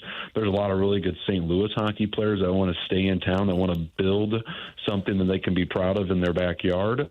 So we got fish jumping in the boat right now, and we're just trying to stay afloat is the analogy and metaphor I use. So it's been awesome for the excitement and the interest in our program, and now we get to kind of work through a little bit of that process. And to your point, it has been a lot, but it's been a lot of fun. And I've told our group, like, at 11:59 tonight, we're kind of going to shut things down for about a week because we have a national tournament still in town that we're helping host. We have a little work to do, or at least it's not. I just got to put that hat on for a little bit, Jamie. So we got over 80 teams that are coming in town to play in the ACHA national tournament. Over 5 divisions. So another great event, another great hockey event in town that's at Centene, and also some events that are over at the Maryville Hockey Center. So I get to kind of put that hat on for the next 5 days, and all the NCAA D1 coaches and agents and advisors and players, God love them, they're just going to have to wait a week. Yeah, and they're vicious too. They're like locusts, always wanting something from you. Hey, Hoagie, you brought up the CHL, and so for some of our listeners who may not understand, that's the Canadian Hockey League, which is all of the junior leagues up in Canada. And for our listeners who aren't aware, it was a rule before where if you played any junior hockey, you were not allowed to go NCAA because they had a rule in place blocking that. That rule has been lifted. So now kids can leave home at 16, 17, go take a shot at playing major junior hockey. If it's not the path they want, they now can transfer or go to a U.S. college program. For you now recruiting, how much does that help you guys when you're looking at players? Because I know for a fact there's a lot of kids playing junior hockey that aren't thrilled a year or two into it. Their education falls to the wayside. Maybe the NHL's not on the horizon at 18 or 19 years old. So going to a college program to continue to develop is very attractive to some of these kids. Very much so, and I think there's been a dash by institutions, NCAA D1 hockey institutions, to go and try to get these CHL players because their money can help pay for their scholarships and help pay for their equivalencies. So it's you can give out some better packages because that money is helping pay for some of these schools' packages. But I'll go one step further, Jamie, imagine that kid that you're referring to that was 16, 17 years old. That's, he could be, a St. Louis kid. He could be from Minnesota. He could be British Columbia, whatever it is, 2 or 3 years ago. And they made a family decision to say, we want to get an education. We want to go play NCAA D1 hockey. So we're going to go play in the NA, or we're going to go play in the USHL. We're going to go play in the British, Columbia Hockey League. They made the decision not to go play major junior hockey because they knew that to do that, they still needed their eligibility. Well, now, Jamie, that's being used against them as, this birth year, the 05s are the ones that we're talking to right now. They have buddies that went and played, in the CHL, and that they have money, and now they're getting recruited by these blue bloods. And these kids are going back to when they're 16, 17 years old and saying, man, I thought I made the right decision to keep my eligibility, and now that's being used against them because maybe they don't have the funds from whatever league they're playing in. So it's a unique, dynamic environment we're living in college hockey. It is literally shaking beneath our feet. But it just goes to show there's so many good hockey players out there, and there's so many good kids that they've been dreaming of this opportunity, and for us at Maryville to now give that opportunity to the best athletes in our sport, it's pretty special. And to be able to make those phone calls and to be on some of these Zooms with parents and families of saying, you're making our dreams come true. It's a pretty meaningful and purpose that we get to provide now at Maryville University. Coach, what does these next 2 seasons look like for not only you, but for the program, for the rest of the ACHA teams, for the rink that will be remodeled? What can you tell us? What can you tell our listeners about, what is to come for the program? Well, if anyone wants to help, they know where to find me. I'm going to be out here. I'm going to have lots of different hats. I'm going to have lots of different hard hats, so we can all flip, and it's going to be a group project. It's going to take a village. So we're going to keep our 5 ACHA teams. That's always our bread and butter. We're never going to forget that, and to make sure that those teams are strong is always going to be something that we need to focus on, and that's frankly why I'm going to be kind of overseeing these 6 teams to make sure that we don't lose track of it. I think some people see this as a graduation, and I say this is just an evolution of where our program is headed. So we'll keep those 5 teams. We're adding this transition team for 26, 27. We're going to kind of take the band on the road a little bit and go play 20 D1 games with a few games at home. We're going to host a few NCAA D3 teams in town for 26, 27 while our building's being upgraded and enhanced and renovated. And then come 27, 28 is our first full year. So we'll probably, in our first year of truly being an NCAA D1 team, we're going to have over 10 games, and that just doesn't happen. And even next year in our transition year, I think the independents are going to invite us to play in that United Cup that just had last week. So as a new program, there's a lot of stars that are aligning to really make sure that we get off on the right foot and to kind of have such some really awesome building blocks to build off of. So very fortunate. I think anything in life comes with a tremendous amount of hard work, but a little luck along the way too. So just trying to keep the train on the tracks a little bit and steering wheel 2 and 10 because there's a lot going on, and it's very exciting.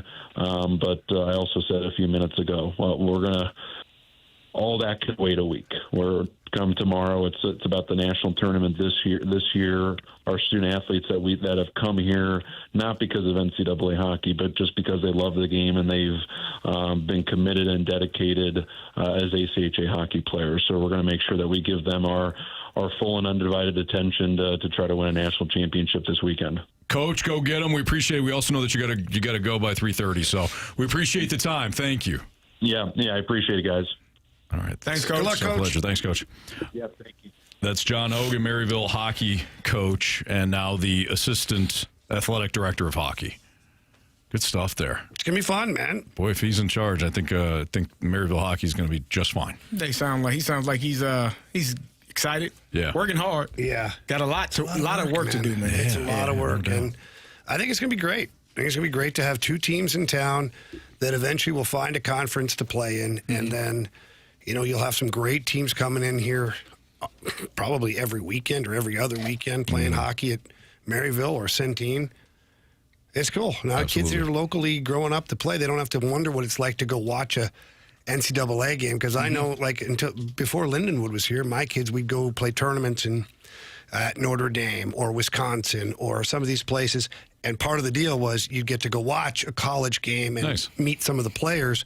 But that was the closest you got to it, because in St. Louis we didn't have that. Right. Now they've got it right here locally. Yeah, good stuff. Yeah, for me, I wanted to get out of St. Louis to go to a school that had college hockey because I love hockey. I wanted to watch hockey in college. And maybe if, Lindenwood or Maryville had teams at that time, maybe I stay home. Who knows? I probably still would go to North Dakota because it was a sweet school. You just love it. I just love it so much. He likes saying no, Dak. Yeah. Yeah. But I think that's really cool for other. That's what I thought. No, there's problems there. Don't worry. Dak. Oh, yeah, jeez. Condolences. It's off-season issues. Okay. Never mind. All right. I'm trying to help. I don't think you were. I was. It's Fastlane on 101 at Carey did ESPN. it. I said no, Dak, and he said Prescott. Yeah. Sports Six Pack Part 1, 314-399-9646. If you got a question, that's where you can send your question into the Air Comfort Service text line. Sports Six Pack Part 1 next.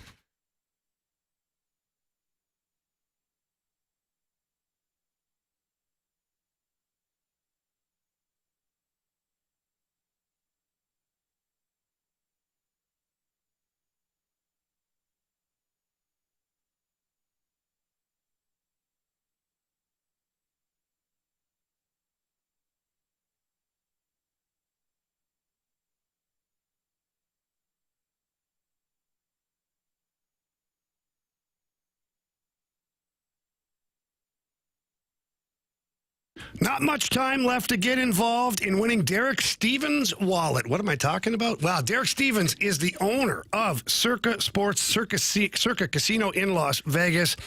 And in the state of Missouri, he is giving away $250,000 in cash. That's right.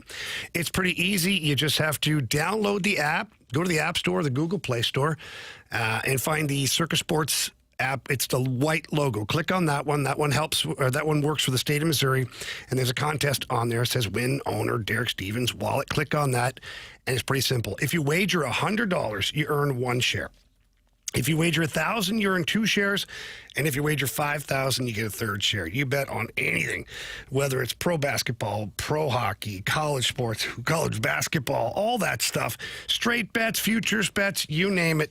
You've got it right there on the app. And the moment you do that, you qualify to win a piece of the $250,000 in cash. And it's not tied to anything. It's not blocked up anyway. No, it's $250,000 in cash that Derek Stevens is giving to people here in the state of Missouri. So please get to the app, sign up. You're going to absolutely love it. Great things going on over at Circa Sports. For more information about the contest, the app, or anything to do with Circa, visit them at circasports.com. Again, that's circasports.com. Must be 21 and over. In Missouri, gambling problem, call 1-800-BETS-OFF.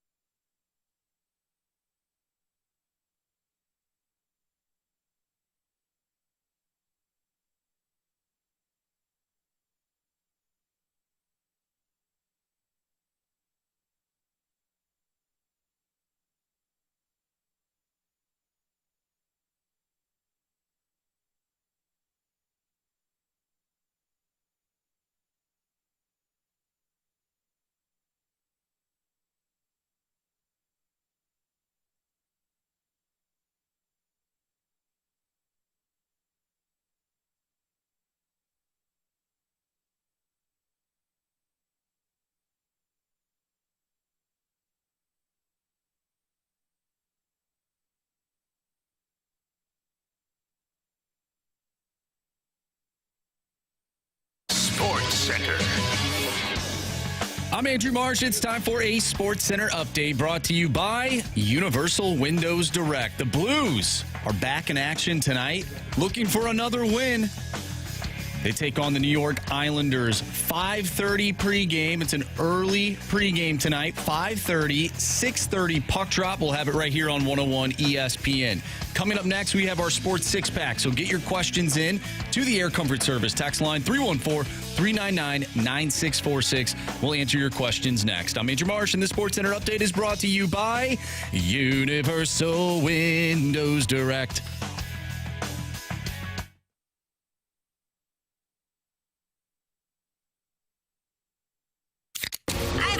It's time for the Fast Lane to answer your sports questions. I want to ask you a bunch of questions. I want to have them answered immediately. Asking me all these weird questions. Answer the question. Answer the question. Answer me! Refreshed by Urban Chestnut. Urban Chestnut Swickle Light Premium Light Beer. Live your lifestyle, St. Louis. All right, time for the Sports Six-Pack here in the Fast Lane on 101 ESPN, at least part one. 314-399-9646 is the Air Comfort Service text line. So if you have a question within the next two segments, feel free to send it there.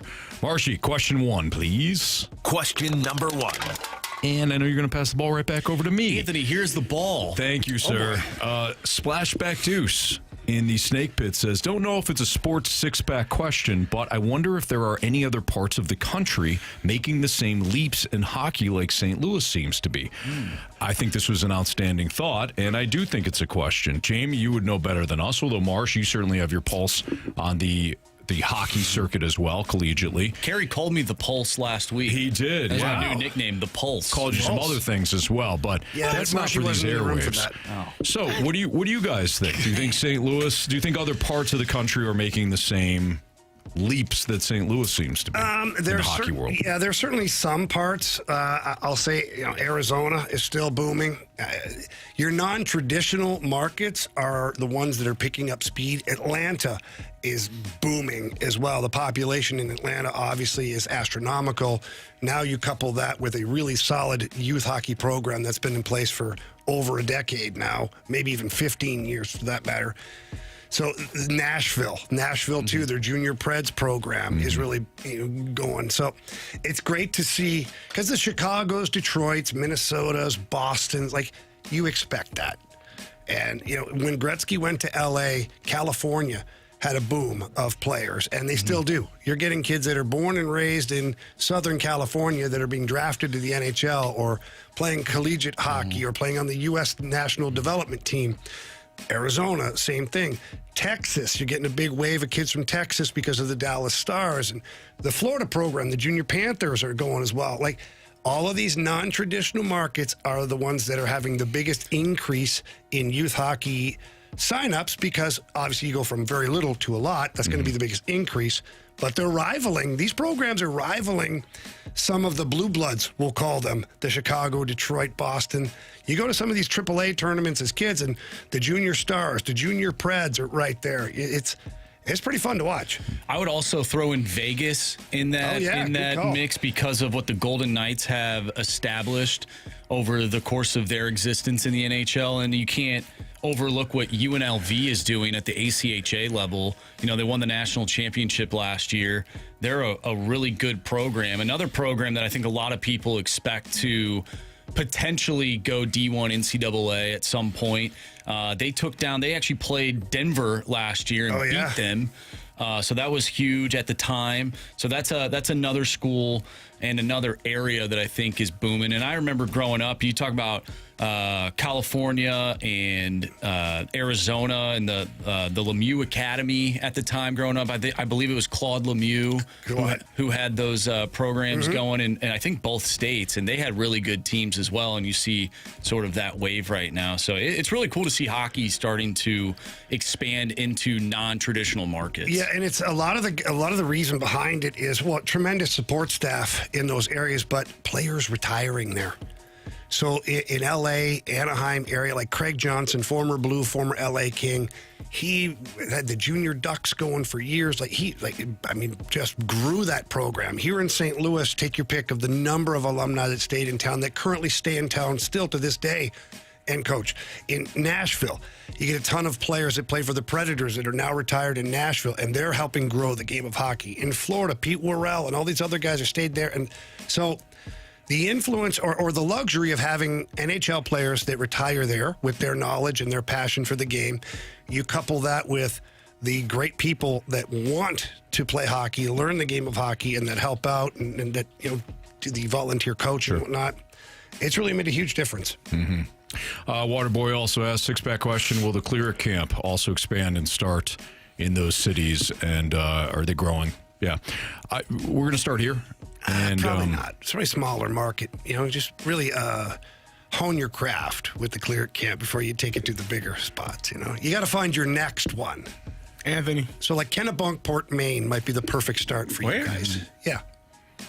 Never heard Small of that community. place. No, we're going to start right here in St. Louis. I don't know. You know how many people asked me about the Clear Camp? Yeah, like 3. 3 more Today. people than you had yesterday. You know what I mean? Just adding. Yeah. Stacking days, man. Somebody come up to me the other day. Hey, kid loves hockey. You know what worked against you, though, He's guys? been a lot of camps when you get in that Clear Camp going. The marketing that worked against you, I feel bad. It's terrible, but people now, like companies that don't believe in the Clear Camp, like Synergy Hockey Skills? Maybe.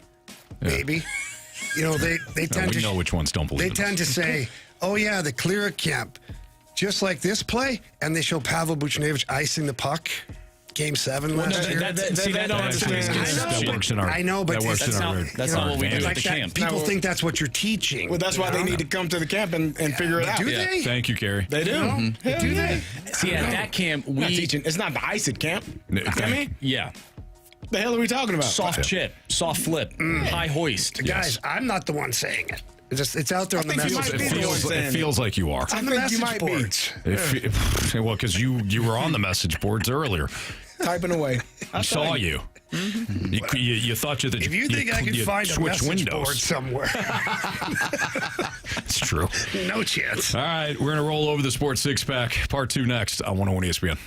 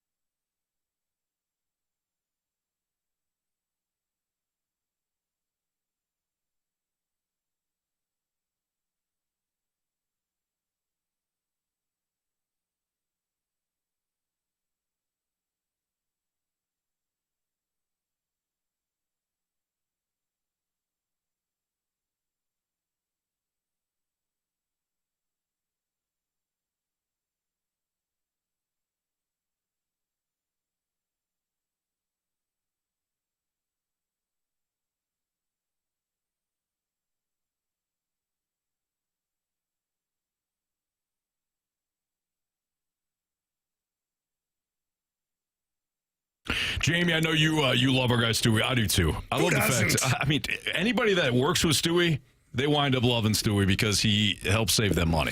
Whether you're buying a home, whether you are just trying to get pre-approved, and that could be a bit of a pain too.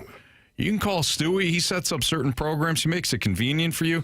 He'll even set up some certain things where it's like, hey, if I'm not available, this is what you do. He'll help you get across the finish line. Or maybe if you're just looking to know whether it's a good time to refi. Again, you got to call our guy Stewie. Yeah, there's always little things that pop up when you're purchasing a home or even when you're refinancing. There's always, you need one more thing to fill out, one more piece of paperwork. Stewie doesn't do that to you. He gives you a very direct list of things you need to grab for him, and then you send it to him, and we're done. Mm-hmm. And the next thing you're doing, you're signing off on the closing of whether refinancing or the loan of your home. It's just so easy. And Stewie prides himself on that. So some people say it, other people do it. Stewie does it. He's Absolutely. A pro. He's a consummate professional. Love working with Stewie, but you do have to call him. And right now he's busy, but he'll call you back or text him, 314-324-4440. Again, that number is 314-324-4440. Call our guy. He's our guy, needs to be your guy. If you can't remember that number, Anthony. You can always Google the the Bigelow. NMLS number 226715.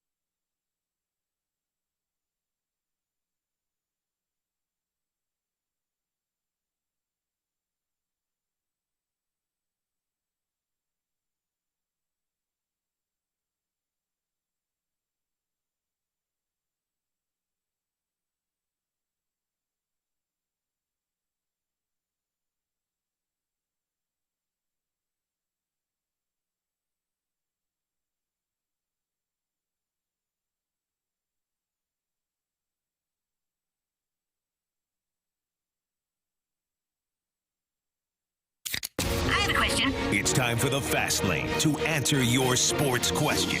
I want to ask you a bunch of questions, and I want to have them answered immediately. Asking me all these weird questions. Answer the question. Answer the question. Answer me! Refreshed by Urban Chestnut. Urban Chestnut Swickle Light Premium Light Beer. Live your lifestyle, St. Louis. Time for part two of the Sports Six Pack. Air Comfort Service text line is 314-399-9646. Marshy, question two, please. Question number 2. Anthony, we've been criticized before when it comes to lack of stats and facts. Oh, yeah. We got a text from 618. Did you let the Maryville coach know that you will never talk about them again? You just mentioned Lindenwood more than you have since they went D1. SIUE has been D1 since 2008 and never get mentioned. You ever have that moment when you want to take back? Who wants to tell him? Marshy, you tell. Marshy, you tell. You're the nicest one. Yeah. SIUE, their hockey program is not D1. Oh. In fact, they're not even D1 in ACHA hockey, which is not NCAA hockey. They have a D2 and D3 program at the ACHA level. Okay, so there's no confusion here. There's no D1 status for that program. That is correct. And nothing against them. No, of course. But we're dealing with stats and facts. Stats and facts. Yeah. Sure. Okay. Yeah, Marsh, and again, I thought you were very nice when you handled that. I appreciate no that. disrespect to SIUE. Certainly Zero. not when it comes to the head coach, Darren Kimball, former No Blues kidding. player. He's the head coach over there. It says here, head coach of the Division II club hockey team. So we wish them nothing but the best, but we have an obligation to make sure that things are on the up and up. Factual. Yes. Mm-hmm. Yeah, we want to be factual around here. Yep. It makes me wonder. You guys are better than me.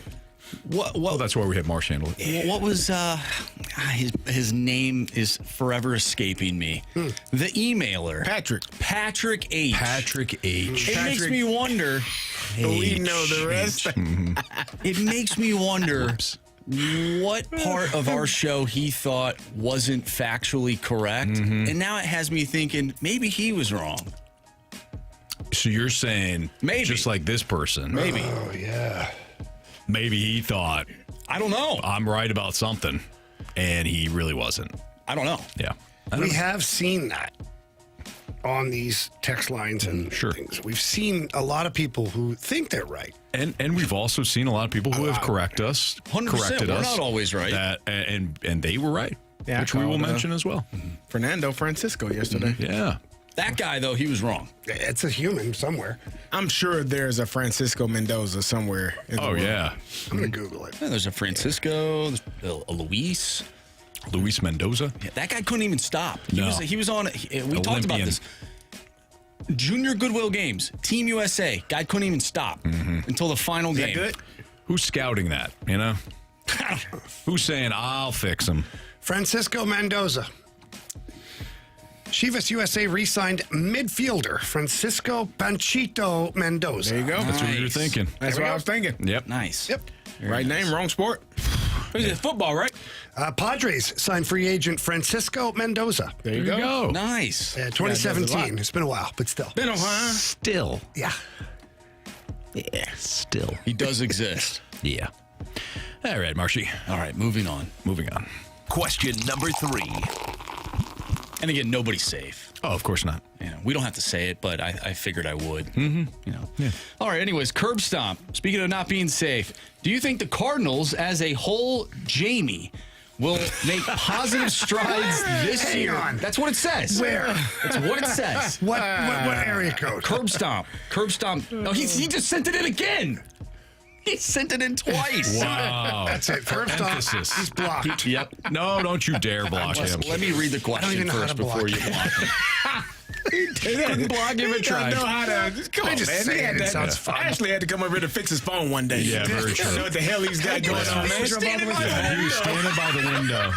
Jamie was standing by the window trying to get a signal, trying to fix his phone. It said, get a clear view to the satellite. I was Did you turn it off, Jamie? Nah. Poor Ashley, his fiance, had to come. Took lunch from work to come down here to fix the damn phone. 30-minute drive. 30-minute drive. Because he's at the damn window for 45 minutes. That's what I knew. She was the one. I'm going to marry this girl. All right, back to the question. And I'm going to read it as it is typed. Do you think the Cardinals as a whole, Jamie, will make positive strides this year in determining which young players to keep and the ones to let go? And then it says, love you, Jamie. I know. I saw that. Love you too, Curb Stomp. You're unblocked. I just say it. It's better. Sure. Yeah. What was the question? We'll make positive strides this year in determining which players to keep and which ones to I let think go. so. I think Chaim Bloom has already kind of set precedent with the Baez move that, hey, we love what you're doing, but it's not the right thing to do right now is throw you in the deep end. We're going to let you develop the right way. And I think they're going to make the right decisions. I don't know why I feel more confident, but maybe it's because Chaim Bloom has been very vocal and very direct with what he's been saying about what his vision for the team is, as opposed to, I don't know, convoluted and blurry and murky, muddy, and comments that we don't even understand. I feel like I'm more confident right now. Okay, good. You're confident, we're confident. All right, Carey? I don't know if I do that. Up. It's fine. My daughter taught me something yesterday. Oh. When someone says something, you say, retweet. Really? Yeah. I like that. What'd you say? It's a lot better than what your son Xavier said to you. Man, when I tell you. All of us got pissed off. The hell you talking to, kid? You better get out of my face, buddy. Xavier, Carey's son, said he called you a tryhard. A tryhard. Why are you such a tryhard? Why are you such a tryhard? The hell you supposed to be, kid?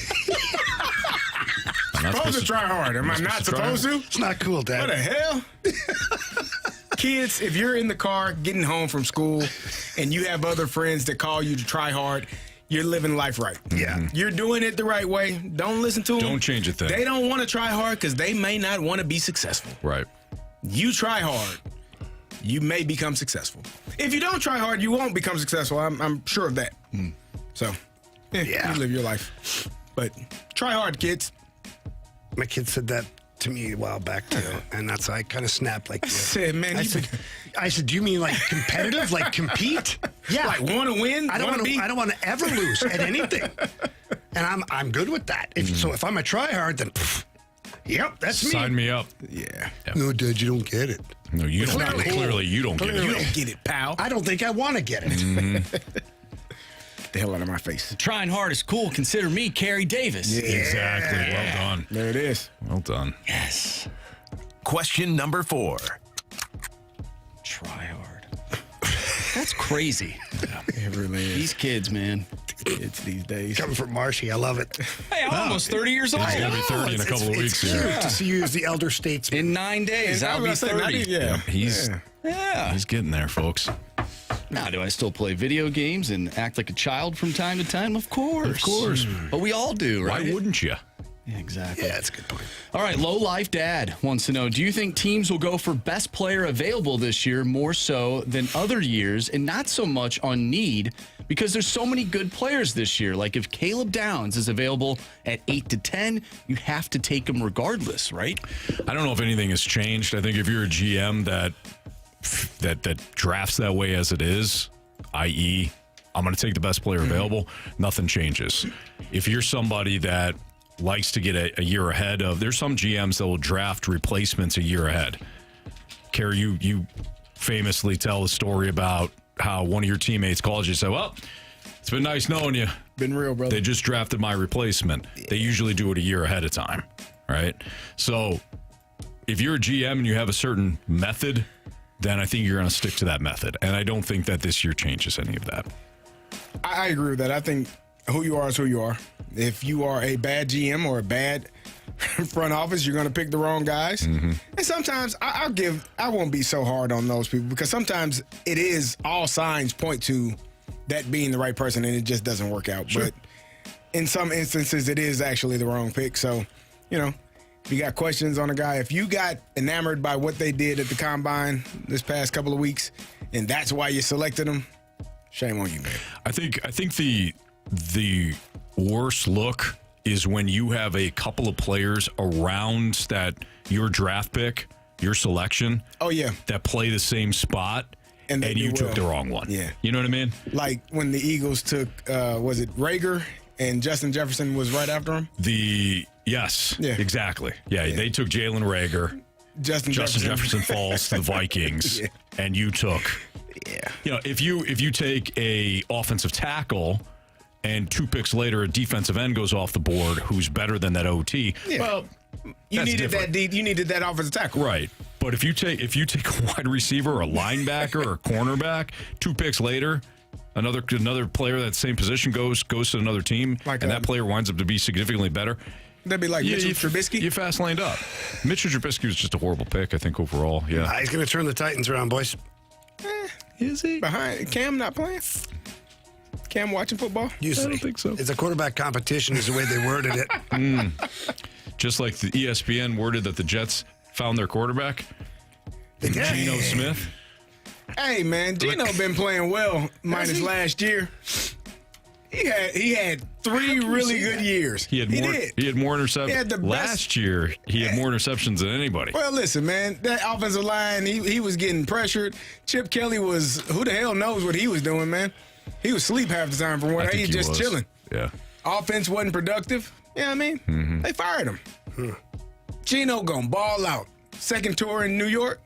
They were trying to get Sam Darnold back, I'm sure, but that didn't work out. So Sam's like, I don't think so. All right, we got a returning Gauntlet contestant next on 101 ESPN.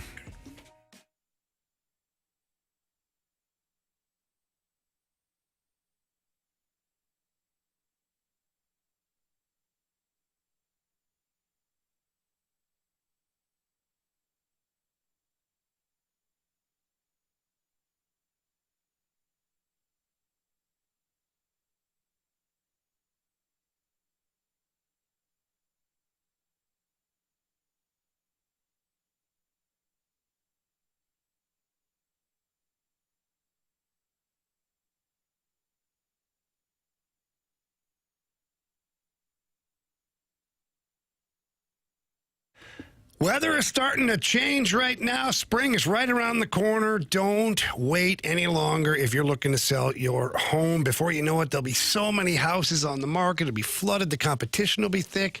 No, take it from me. Actually, take it from Gloria Lou with your Home Sold Guaranteed Realty. Get your house on the market right now. More eyeballs on it quickly, and she's going to help you price it accordingly. And that's the key, quite honestly.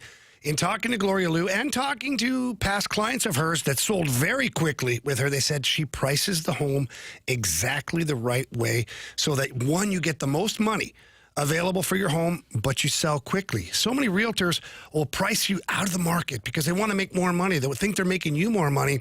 Then it sits there for a month or 2 or 3, and then you got to reduce your price, and people wonder, why is the house still on the market? Now you're answering questions when you shouldn't have to. Get the price right immediately with Gloria Lou, and then sell your home quickly. Get to the closing table and move on to your next home and enjoy the sale of your current home. But you do have to give her a call. And when you call Gloria Lou, tell her Jamie Rivers sent you in. Her number's 314-325-6888. That's 314-325-6888. Or you can always visit GloriaHasTheBuyers.com.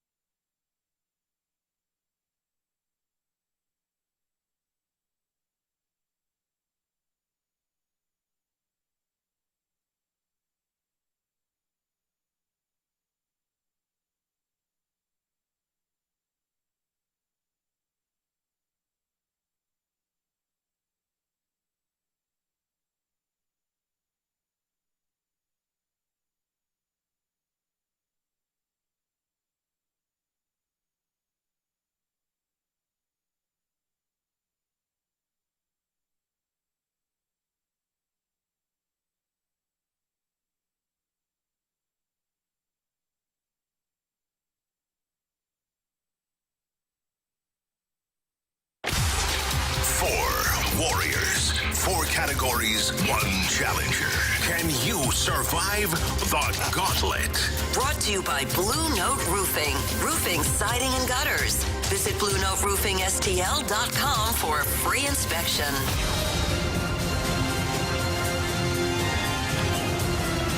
4:05, your time check brought to you by Clarkson Jewelers, an officially licensed Rolex jeweler with Andrew Marsh, Carey Davis, and Jamie Rivers. I'm Anthony Stalter, and we welcome back Jeff for round 2 of the Gauntlet. What's up, Jeff?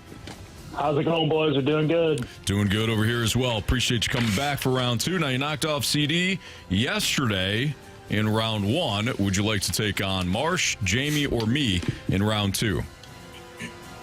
I'll take you, Anthony. I kind of felt like you were going to take me. I don't know why. All right, Jeff, good luck to you. You too, buddy. Thank you. All right, Anthony, get the heck out of here. It's a crowded cone of silence, but I'm sure there's a chair in there for you.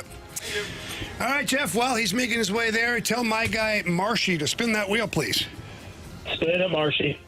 I'm not going to ask you what you want because you were strategic yesterday and you waited until the wheel stopped. So I'll wait again today and see here. All right, what were you hoping for? It stopped. Anything but football against Anthony. Okay, well, how about random? Sounds good. All right, random it is. Marshy's grabbing the questions here for us. As you know, 4 questions that are worth 2 points.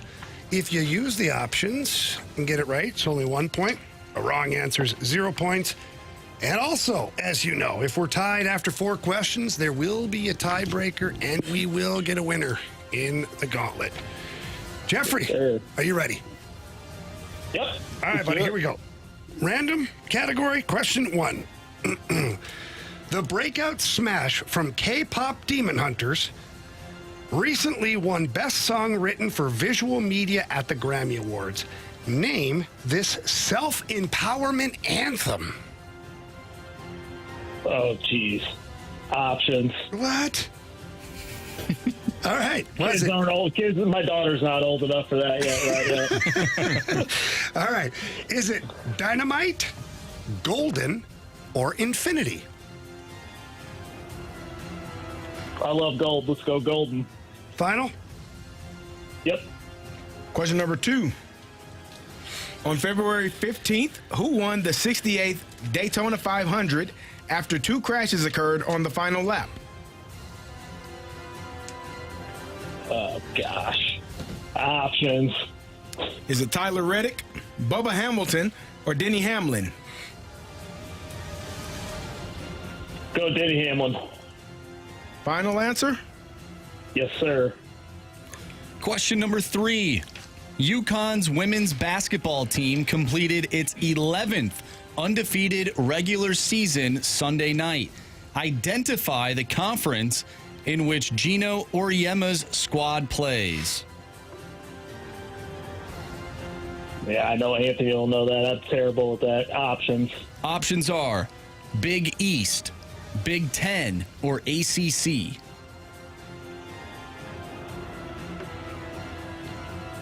Oh, God. I have no idea. The Big East? Let's go with that. Yeah, Anthony will know that for sure. Final answer? Yep. All right, last question here for you, Jeff. In 1989, self-help author Stephen Covey outlined how many different habits that are practiced by highly effective people. Let's try that again. In 1989, self-help author Stephen Covey outlined how many different habits that are practiced by highly effective people. I think I'm wording that right, Carey? I think you're good. That sounded like a different language to me. I'm not going to lie. I'm not going to lie either. I'm still trying to figure out. I'm staring at it. I'll try it again for you. So in 1989, author Stephen Covey, he outlined, how many different habits that are practiced by highly effective people. So a number of habits that are practiced by highly effective people. Oh, Jesus. Exactly. Yeah, give me the option. Yeah, Why sure. not? 7, 12, or 23? 23. Final answer. All right. Let's get Anthony back in here. Sorry about that last one. Did the best I could with it, buddy. Nope, you're good, dude. All right, Anthony coming back in here right now. Antoine, how was the Cone of Silence? Good. We got the boss man Tommy in there. We got the other boss man Mike Ryder in there. So it's a lot of bosses. A lot of bosses. And then the boss of this show, Anthony Stalter. Well, I wouldn't go that far. Well, we saw the way you sign off on your emails. You know the little print. Hey, you see that, Carey? That changed, huh? You never told us. All of a sudden, I get an email. It says, "Boss of the Fast Lane, Anthony Stalter." I'm like, what? Yeah. Huh. It's weird. Well, the is capitalized, so it's the. Oh, yeah, like but the boss Ohio is in State. bold, which I thought was a lot. Well, trying out new fonts and things like that. Your category today is random. No, I hate random. Yep. Anthony, pack a lunch. Can I make a prediction? Sure. My reign of terror in 2026 is over. Come on, man. Anthony is undefeated, 14-0. His best category happens to be random. I like your confidence. I got a bad feeling about today. Announcer jinx that he just did. Why would he do that? Anthony I did called to it out himself. first. Yeah. Okay. It's fine. Everything's fine. You win for sure. Okay. Anyways, question 1, Anthony. The breakout smash from K-pop Demon Hunters recently won Best Song Written for Visual Media at the Grammy Awards. Name this self-empowerment anthem. You know, Jamie, I'm going to need those options. What? Yeah. Your kids aren't into the K-pop Demon Hunters? Nope. They may have watched it once, but... Because at one time I'm like, what the hell is this? Turn this off. Now it could have benefited me. See? Can't be so hasty. Yep. All right. Was it Dynamite, Golden, or Infinity? Dynamite, Golden, or Infinity? Let's go with Dynamite, Golden, Infinity. Let's go with Infinity. Final answer. Question number 2. On February 15th, who won the 68th Daytona 500 after 2 crashes occurred on the final lap? Racing fans would know this off the top of their heads, which is why I'm going to give them an opportunity to answer it now in their car. But I'm going to go ahead and need those options. All right. Is it Tyler Reddick, Bubba Hamilton, or Denny Hamlin?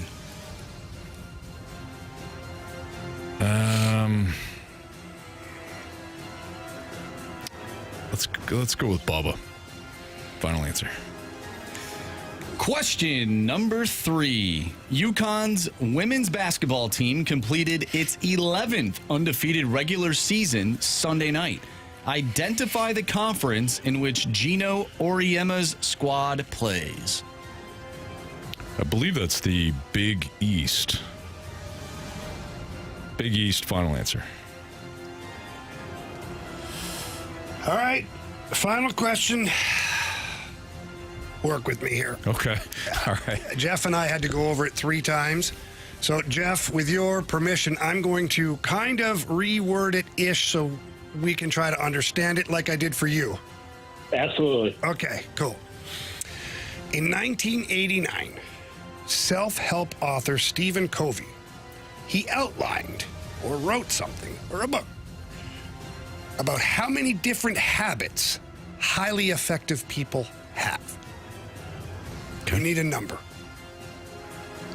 I can read it just the way it's written. It'll get more confusing. No, I got you. So how many habits to successful? Yeah, he outlined how many different habits, question mark, that are practiced by highly effective people.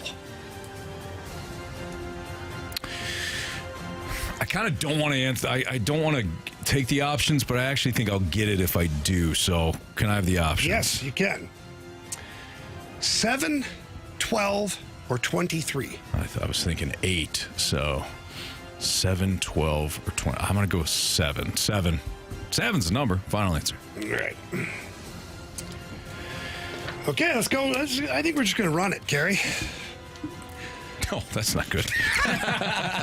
The breakout. No, not at all. Not at all. you don't know, guys. You know, one of us wore it. Listen, I've been hitting the head a lot, so I may have this all screwed up. Sure, so who knows? He did have a pellet in his head. I did. He did. And I'm sure that wasn't very healthy for an extended period of time. But either way, it's out now. Feeling good. Good. Question 1.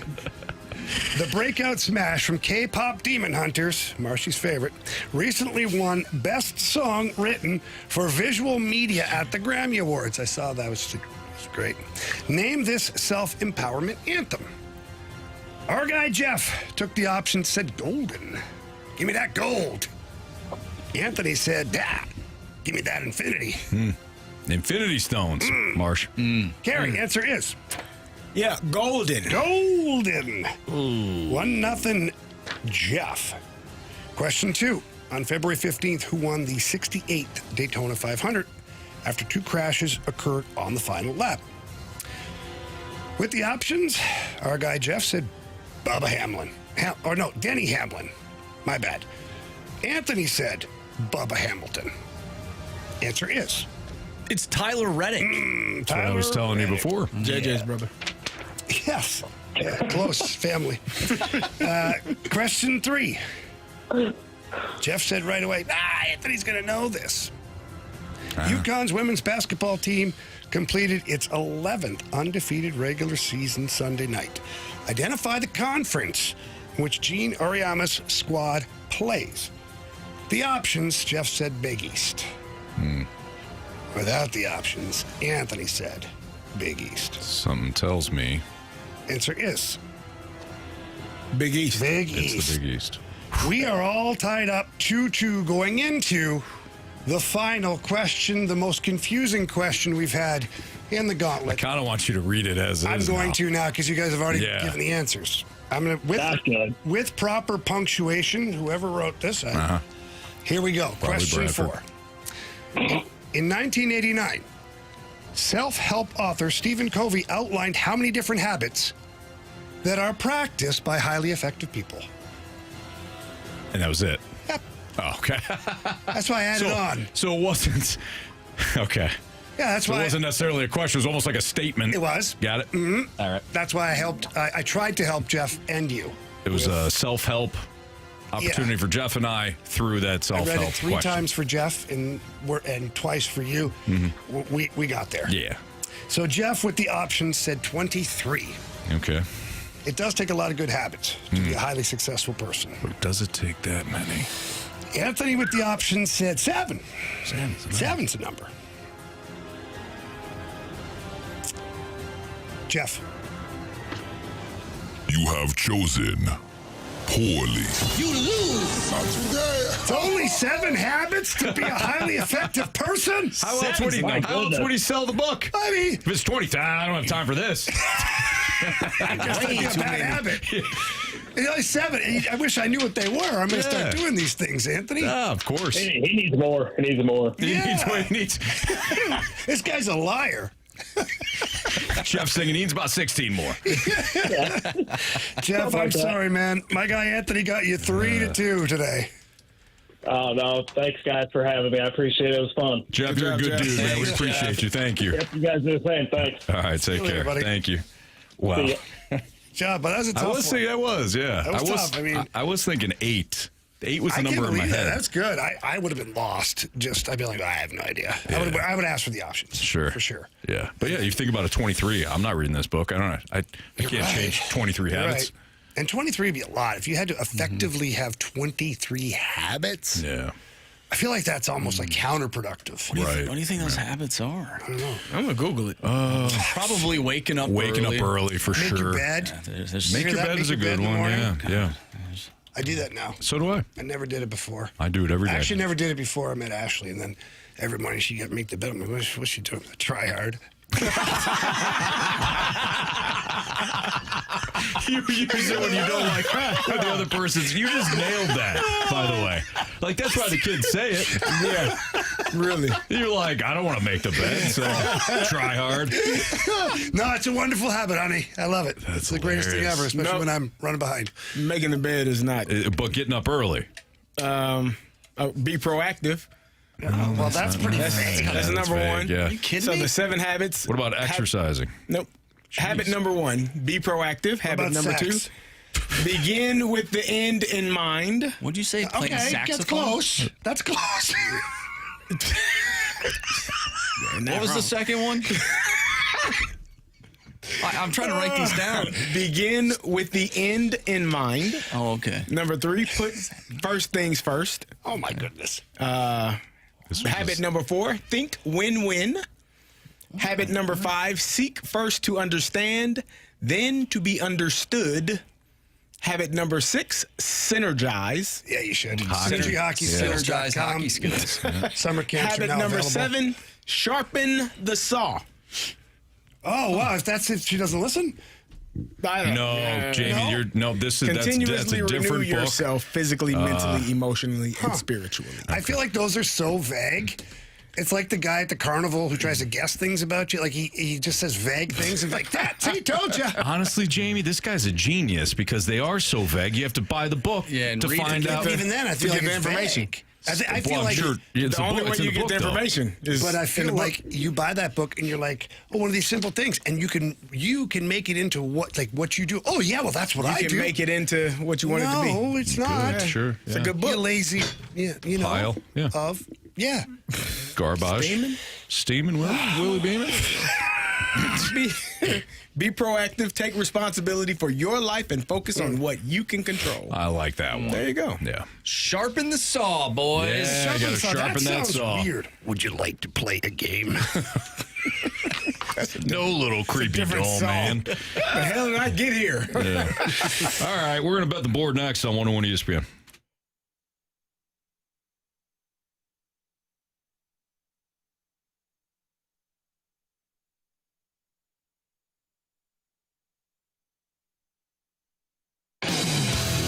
If you're looking for aftermarket modifications, Pure Performance is your one-stop shop. They've got a fantastic crew over there.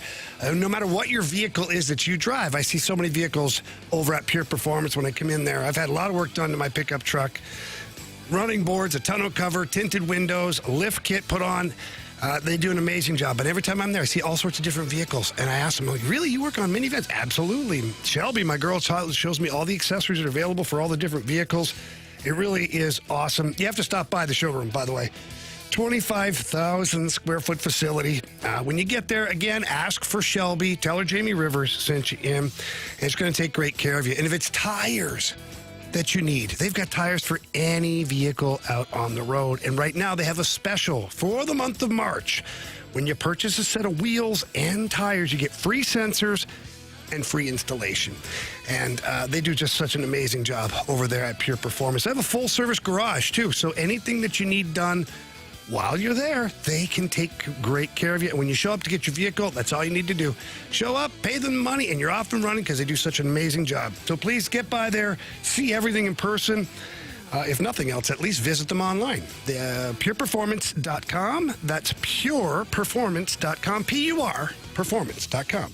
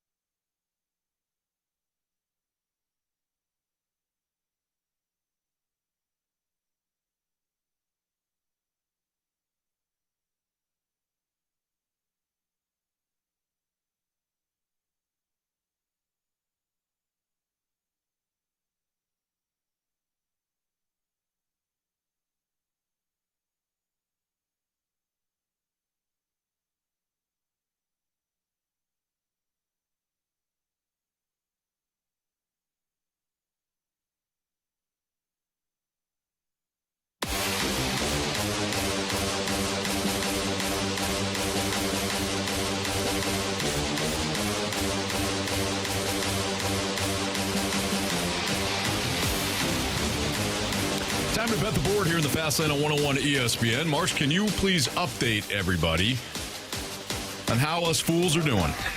All right, Anthony, you have 5 points. Jamie has 3 points. I have 3 points. And Carey has 1 point. Of course he wants the update.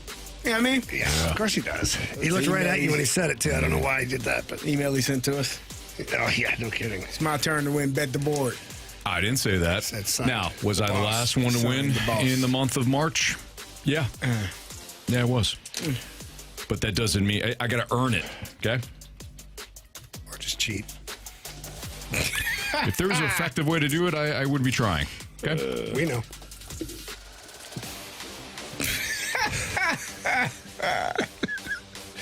Go, would you? Go. Staring at me. Make a damn pick. All right. Give me the Oregon Ducks plus 4.5 on the old live line right now. They're playing Maryland, and they're getting the kicked out of them. But they should make things closer because Maryland, how do I put this, sucks. So you want the money line? No. Oh, plus 4.5 on the Oregon live line. I heard money line. Plus 4.5? On the live line. On the line? On the line. I went on the line to find that. All right, Pittsburgh Penguins at the Carolina Hurricanes tonight. Oh, never mind. It changed. Okay, let's find it out. I was like, It toggled on you? No, it didn't toggle. I read the wrong thing, actually. Yeah. Okay. Let me change this then very quickly. I'm going to go to the same game with the over in the first period. Minus 135. Penguins, Hurricanes, 1.5 over. 135. Oh, brother. I guess I'm up next. Give me and I hate to do this, but a Matthew Schaefer point at minus 125. On a Brayden Schenn goal, is that where you're going? If anybody's going to score, why not him? Wow.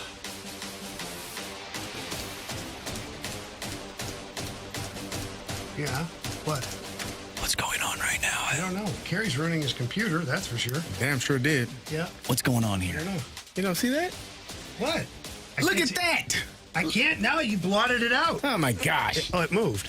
It toggled. It's plus 3.5 now. What was it just a second ago, Jay? 2.5. Oh, my gosh. You talking about Oregon? Yeah. Yeah, the game's going. It's live. That's why I locked it in at plus 4.5. That's stuck. We'll figure that out later. Hey, Ryder, we need some help here. Give me the Boston Celtics at plus 5.5 on the alternate spread. You think I was cheating? I didn't say you were cheating. I just pointed something out. You dragged Jamie over It took Jamie there. 35 minutes because he didn't have his damn earbuds in. He couldn't see what the hell I was talking about. You what are marked you doing? up the thing. He's circling. Well, okay, but if we're gonna say if you're gonna come at me, I gotta be honest. Why?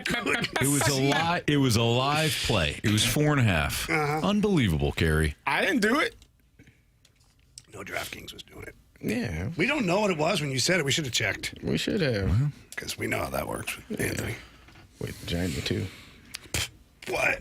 Coming from you picking a Monday night game. I did it one time. You It picking actually a didn't game. benefit you at all. It did not. It was... All right. Pick, actually. This Sunday is Selection Sunday. You can get signed up to play in this year's Bracket Madness Pick'em Challenge. Register now to participate at 101ESPN.com. And once the bracket is out this Sunday night, you can fill out your bracket and participate. It's free to enter, and this year's top scorer will take home, a $250 Amazon gift card and a 101 prize pack. See the contest rules and get signed up to play in Bracket Madness now at 101ESPN.com. Bracket Madness is refreshed by Bud Light. I know the brackets aren't out yet, but you guys got a lean? I know you're taking Illinois. All day, every day. Marsha, you got a lean? I got a dark horse. Do you? Yeah. All right. Going with Duke. Okay. Number one team in the nation. Makes sense. What the hell? Anthony, I knew that wasn't going to be a dark horse, and certainly was not. I think I'm going to lean with the school where it's just great to be a Michigan Wolverine. That's correct. Okay, it's great. You're not going with SLU? A Michigan Wolverine is great. To be a Michigan Wolverine is great. Nah. We don't sing that song. Okay. All right, NFL winners. Actually, no. Why don't we do what's trending? Let's do that. What's trending next on 101 ESPN?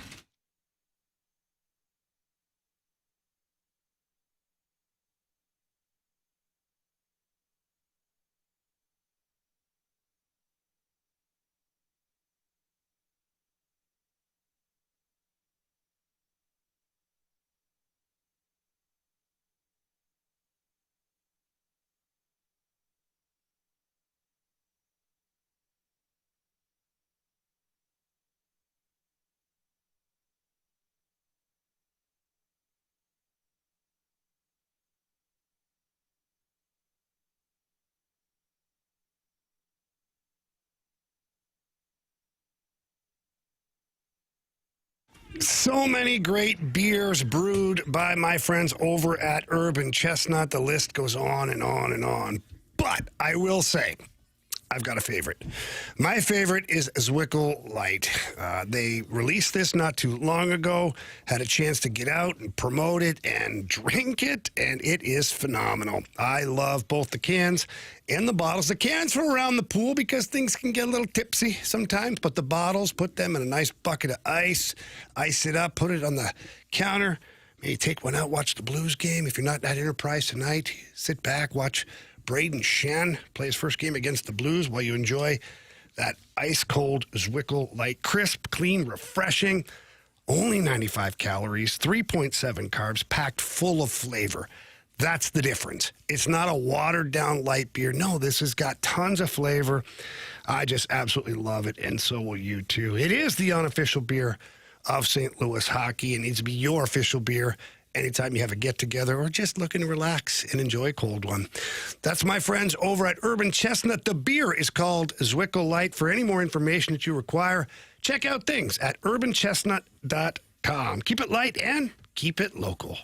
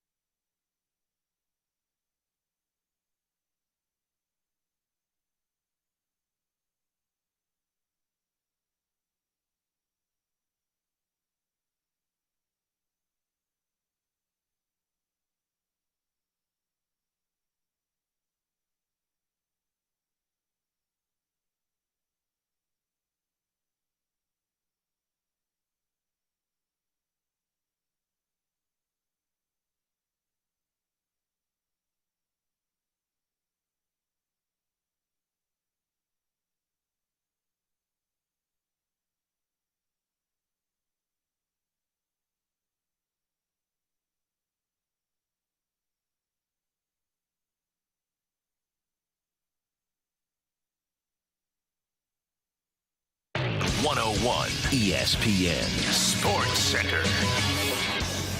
I'm Andrew Marsh. It's time for a Sports Center update brought to you by Saliga Heating and Cooling. We are off early today. The Blues will take on the Islanders, and we'll have the pregame for you right here on 101 ESPN starting at 5:30.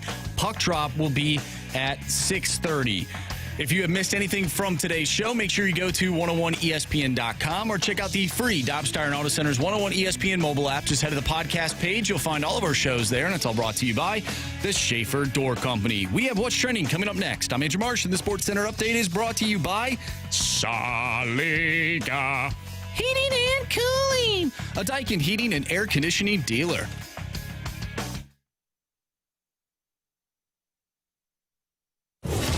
What are the hot topics in the sports world? What in the wide, wide world of sports is going on here? Here's what's trending.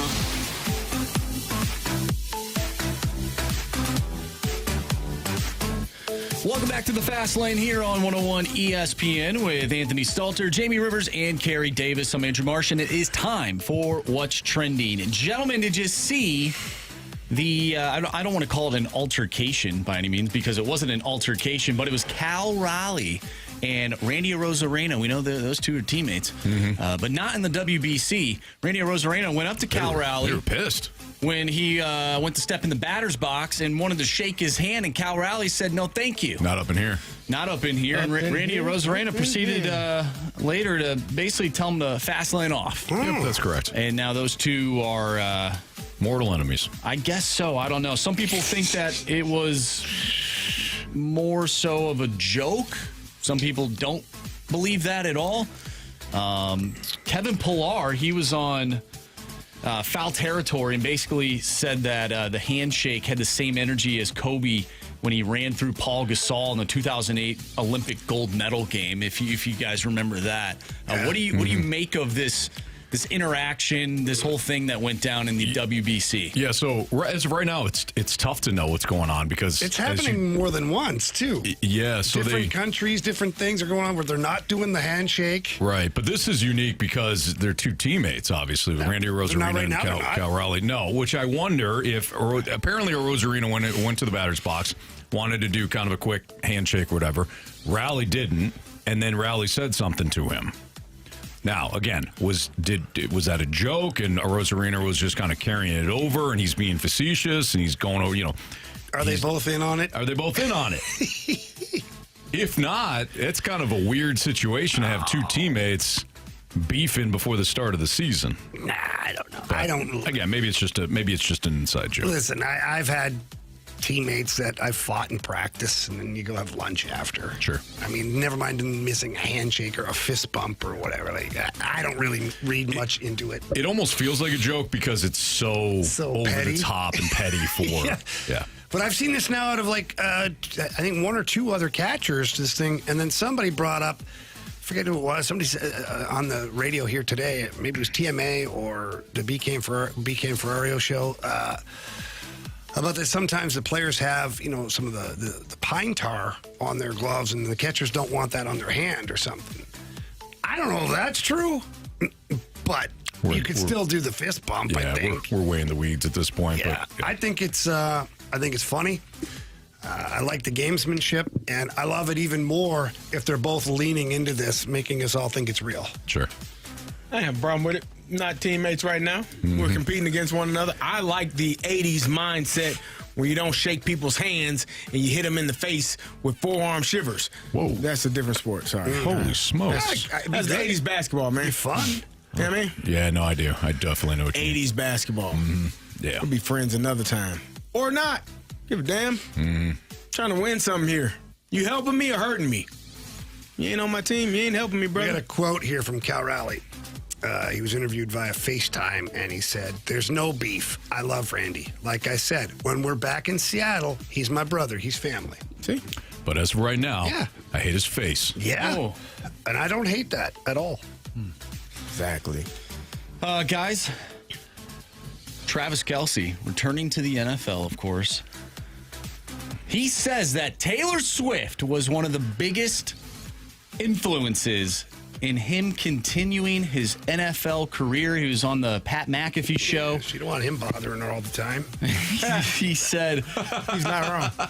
Don't you got somewhere to be? You don't have practice? No, I retired. Remember, I'm going to travel the world. I'm going to go to all your concerts. I'm going to be your backup Don't singer. you want to be a battle hog? It was cute once. Don't you want to be a battle hog? Is how you just said. Now Jamie's snorting. Yeah.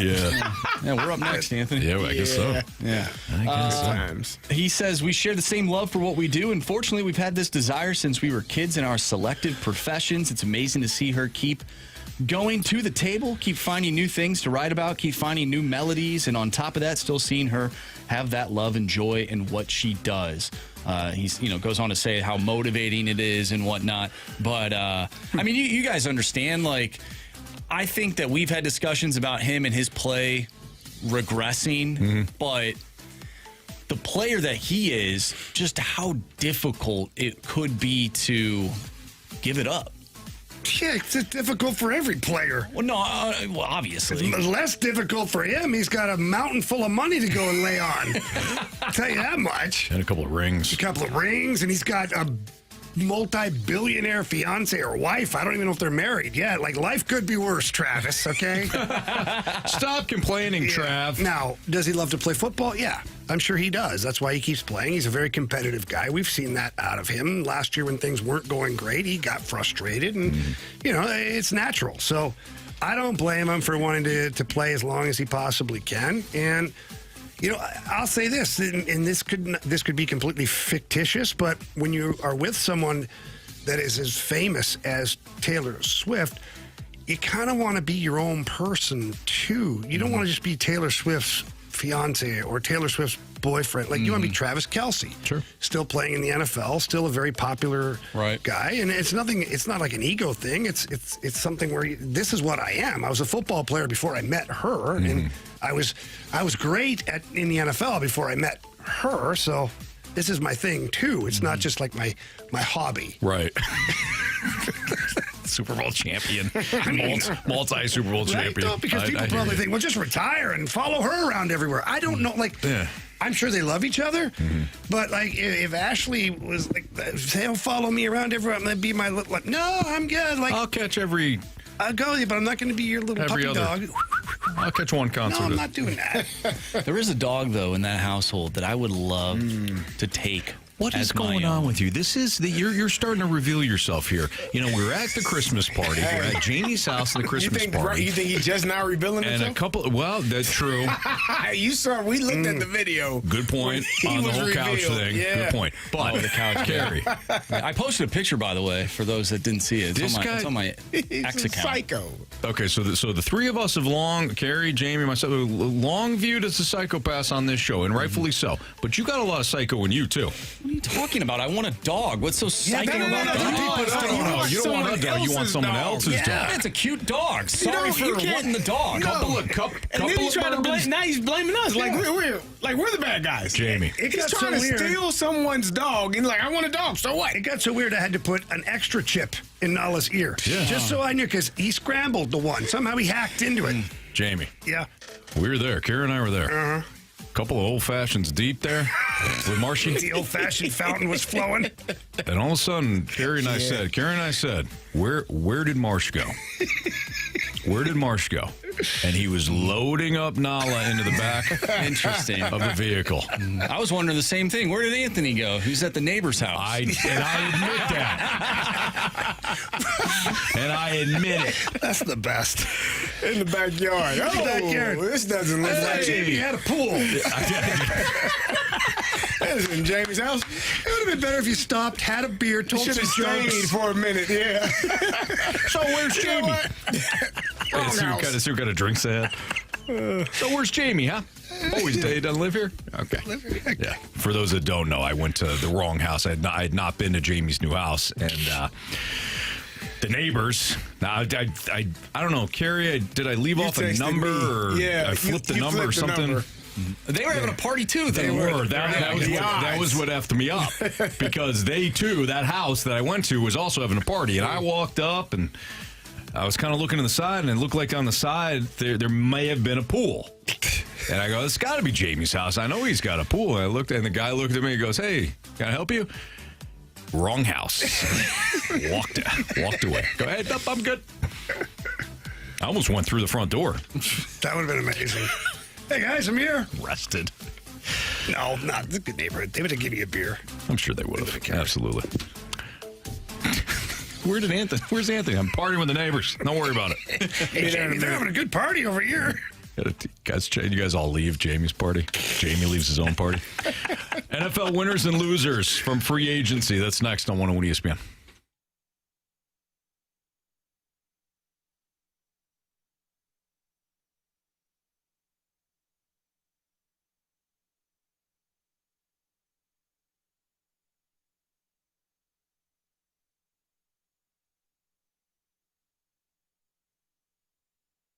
Right now, new FanDuel customers can get up to $300 back in bonus bets every day for 10 days.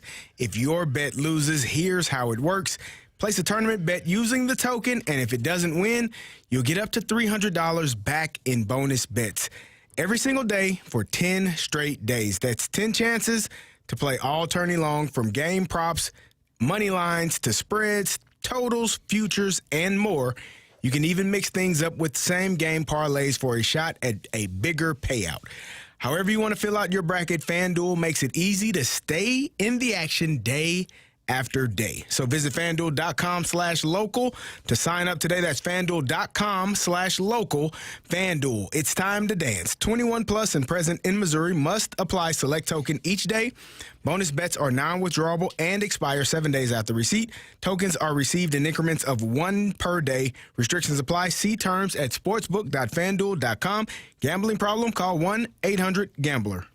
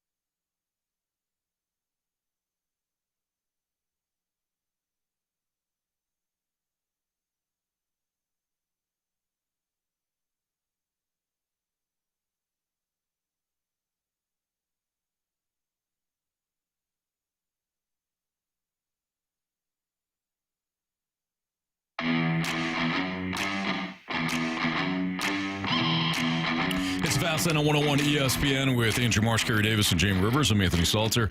NFL winners and losers in free agency. Let's go with team first. Carey, which team do you feel like is a big winner this free agency? I said it earlier. I think the Raiders are. I think they have signed a ton of players this offseason or this free agency period. Also, in the midst of it, gotten 2 first-round draft picks for trading away Max Crosby. You got a center. You got a outside linebacker. Like, you've done a really good job if you're the Raiders in terms of, just going after and filling a lot of voids that you've had on your roster. And I think that is the most important thing when you have a rookie quarterback potentially. I keep saying that because we don't know for sure that they're going to draft Fernando Mendoza. I think they will, and I think they should. But when you have a rookie quarterback that may or may not struggle, having a lot of good players around him can only aid in how much better that team can be. You got 2 really good offensive players already that you spent first-round draft capital on in Brock Bowers and Ashton Genty over the last couple of years. Those 2 guys are explosive playmakers. You went out and signed Jalen Naylor as a receiver. You need I think you still need another one receiver, another 1A type of receiver that can go out and be that big-time playmaker for you. But you're starting to add the pieces around that quarterback that you plan on drafting here in the next next month or so. Yep. To kind of have all the pieces in place for you to be a really good football team. Who's your winner for a team? Yeah, as a team, I'm gonna go with the Ravens. One thing is you expect Lamar Jackson to be healthy and ready to go. I expect that offense to be better.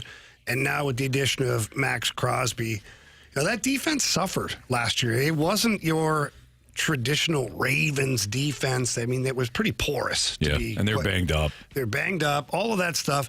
Now you've got one of the best in the business, and he's going to be hungry, too. He's not just going to be going through the motions. And he's going to be smelling the opportunity at a championship, certainly playoffs, which have been a while for the Raiders. Yeah, no kidding. For me, it's the Ravens. I think they addressed a massive need, and they took care of it. Just like you guys, I also think that the big winner was the Raiders. I love what they did. They added the top center on the market. They added the defensive pieces that Carey was talking about in Quay Walker and in Nakobe Dean. 2 teammates, by the way, former teammates at Georgia, now reunited in Las Vegas. Mendoza's going to be the pick. All of a sudden, they offensively, after adding Jalen Naylor to a group that's got Brock Bowers and Ashton Genty, I like what they've done. Not to mention, Clint Kubiak, I think, is going to be the real deal. I don't think it's going to be a situation where it's like, hot name, coordinator, fizzles out as soon as he's got worse talent. The Saints were one of the top offenses in the league in the first month that he was there a year ago. And then Derek Carr got banged up, and things went sideways from there. I think Kubiak is a big hire, too. So Raiders were my biggest winner. Team-wise, biggest loser. Who do you guys have? So I hate to say it because for me, the Indianapolis Colts signing Alec Pierce to a $116 million contract and trading away Michael Pittman. What are you doing? Who are you? Who were you competing with for Alec Pierce? And this is no knock. I mean, God bless him. You got all your money, man. I couldn't be happier for you. But as an organization, I'm just trying to figure out what the competition level was. How many people were knocking down the door to pay Alec Pierce $116 million? Right. Can't imagine a lot. I think it's $84 million guaranteed, I believe, if I'm not mistaken. I was blown away by that number. Blown away by that number. He was 3rd on the team in receptions, 1st on the team in receiving yards, 3rd on the team in targets. Like, it was a large number that threw me off. So that was I guess that would be my loser because who else were you bidding against? Right. Would be my question. Maybe they do know. Maybe he had 5 or 6 suitors. But I don't know. I don't think so. Yeah. Jamie, you're loser. There's a number of teams that literally did next to nothing, which was kind of unimpressive. But the one team, for me, I'm going to stick with the Colts with Carey, and for different reasons. I mean, you've got a huge void at quarterback, and so far, they haven't addressed it. They really haven't. And so what do? Now you're running it back with a team that was really good the first half of the year last year, and then Daniel Jones started to get banged up, and you rolled him out there anyways until you couldn't roll him out there anymore. Yeah. You ended up finishing the season with Phillip Rivers, for that matter. So you really didn't address the problem, because if you skipped over some of your guys last year at the end of the season for a guy that was sitting on his couch coaching high school football, as much as I love Phillip Rivers, right, that tells you something. And so they haven't addressed it yet. Not that they were going to address it early in free agency. Sure. But I sure hope by the time draft day comes around, they've got some kind of a trade or something in place. Another team that hasn't done much, really, they only did one thing, the Eagles. Now, they draft well, so they probably don't feel the need or the necessity to go out and make big splashes in free agency. They're right. But that to me was very intriguing that they haven't done anything. They just re-signed Jordan Davis, and they didn't make any other moves. Like they what about the stood Bears? Back. The Bears lost, what's his name? DJ Moore. Yeah, they traded him. DJ Moore. I haven't really been following, so I'm asking you guys. Yeah, so Drew Dahlman, their center, retired after just 1 year. He signed a big free agent deal last year. They added, what's the corner? I thought the Bears added a corner. They added a defensive piece yesterday. But not Kobe Bryant is the Kobe safety. Bryant, the safety, thank you. Kobe Bryant, the safety. Different spelling. Different spelling. And, of course, player. different sport. Thank you, Anthony, for clarifying that. I just want to make sure Of course, I was confused. Yeah. You looked confused. So that's why I wanted to clarify. Here's another team that, it's loser might be a stretch. What about the Bucs? Mike Evans agrees to terms with the 49ers. Now, they did sign Alex Anzalone. That's a good chess piece for them, but they lost Jamal Dean, who signed with your Steelers. And that's a nice pickup for them. That is. They got Kenneth Gainwell. I like Kenneth Gainwell, but he's very similar to Bucky Irving. Like, there's not much. I think he's a little bit bigger than Bucky. But the way they play is very similar. Yeah. I don't know. It just seemed very redundant. I like the fact that they brought back Cade Otton, if they use him. Yeah. And maybe they will now because Mike Evans is gone. But it just seems like weird. Yeah, it they just seems nothing. like the Bucs.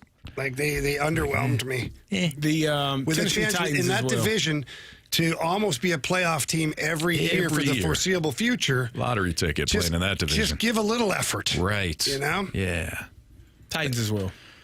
Whoa, they got Trubisky. So the Titans, I like what they did on the defensive side of the ball. What about but offensively, they bring in Mitchie but you know football. what? I can't. They need a one receiver. And who were your options? Alec Pierce, Wan'Dale Robinson. Who else? Okay, but who else that doesn't mean you have Mike to pay Evans.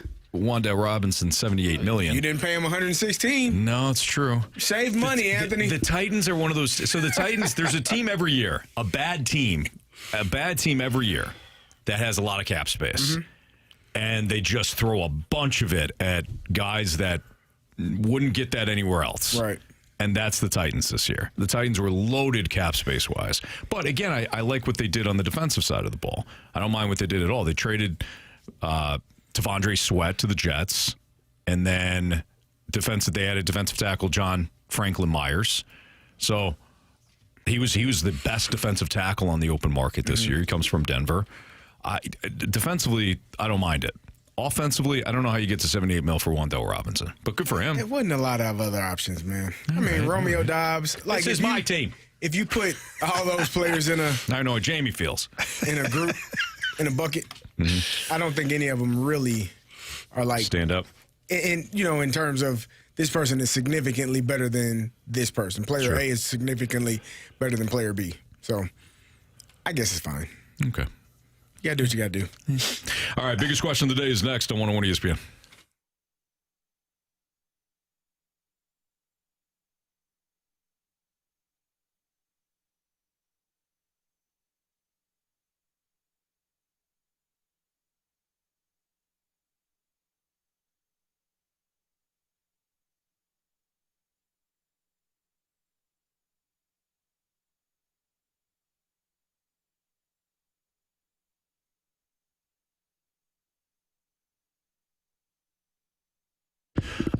I love what Auto Centers Nissan is doing this month. So head out to Herculaneum. They got savings all around that dealership. For example, remaining 2025 models. I'll start here. I won't even start with the new models yet. Remaining 2025 models have been discounted at Auto Centers Nissan up to $11,000 off MSRP. If you are looking for a new Nissan model, select new Nissan models, buyers can get 0 payments for 6 months, 0 money down, and 0% APR for 60 months. So there's 2 different options when it comes to savings.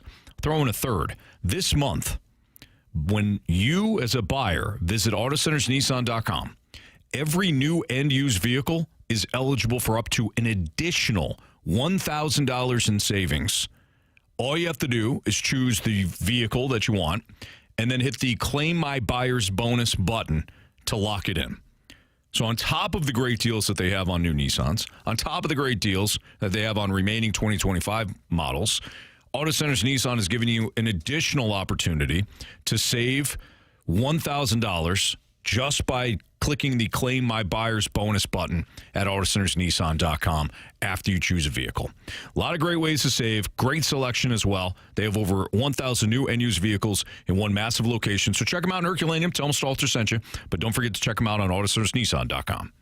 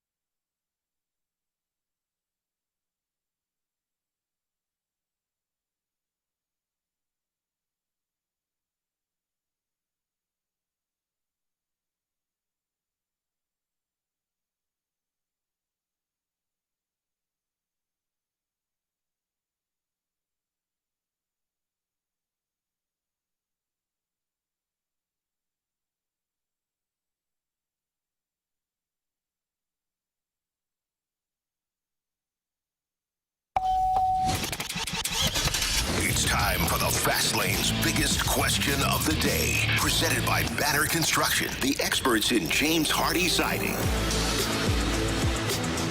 506, your time check brought to you by Collection Jewelers, an officially licensed Rolex jeweler with Andrew Marsh and Carey Davis and Jamie Rivers. I'm Anthony Stalter, and here is the question of the day. All right, so this is one of the questions that we did not get to earlier in the show. So we're going to ask it now. Has the core of the Blues, have they been set up to succeed? This has been a topic of conversation for the last couple of weeks. Some people think, maybe it's time to move on from the core. Other people believe that maybe you add some more talent to this roster and they could be better. Where do you guys fall in line with that? And do you think ultimately over the last 4 years, we'll say, that the core has been set up to succeed? Well, I feel like the core was supposed to succeed, and it hasn't. And I think it's been not just the last couple of years. The core group that was here, it's been like, 4 or 5 years, we'll say? Somewhere in that range. Somewhere in that range. And so you had the core group back in, 2022, 2023, O'Reilly, Tarasenko, Barbashev, all those guys. You moved on from a bunch of those guys. So then the next core became Schenn, Thomas, Buchnevich, Kyrou, Parayko. That was the next group. Justin Falk. And nothing changed. So I can't say that the core, they haven't been set up to succeed, because they had a hell of a run at the end of last year and almost got to the second round. So the core seems like it's able to play the game the right way. Sure. But the consistency hasn't been there. Now this year, I could be an idiot, and no, I could Jamie. be. And if people want to call me that, that's fine, because I really think it might be for this next comment. No. But I said it to Marshy.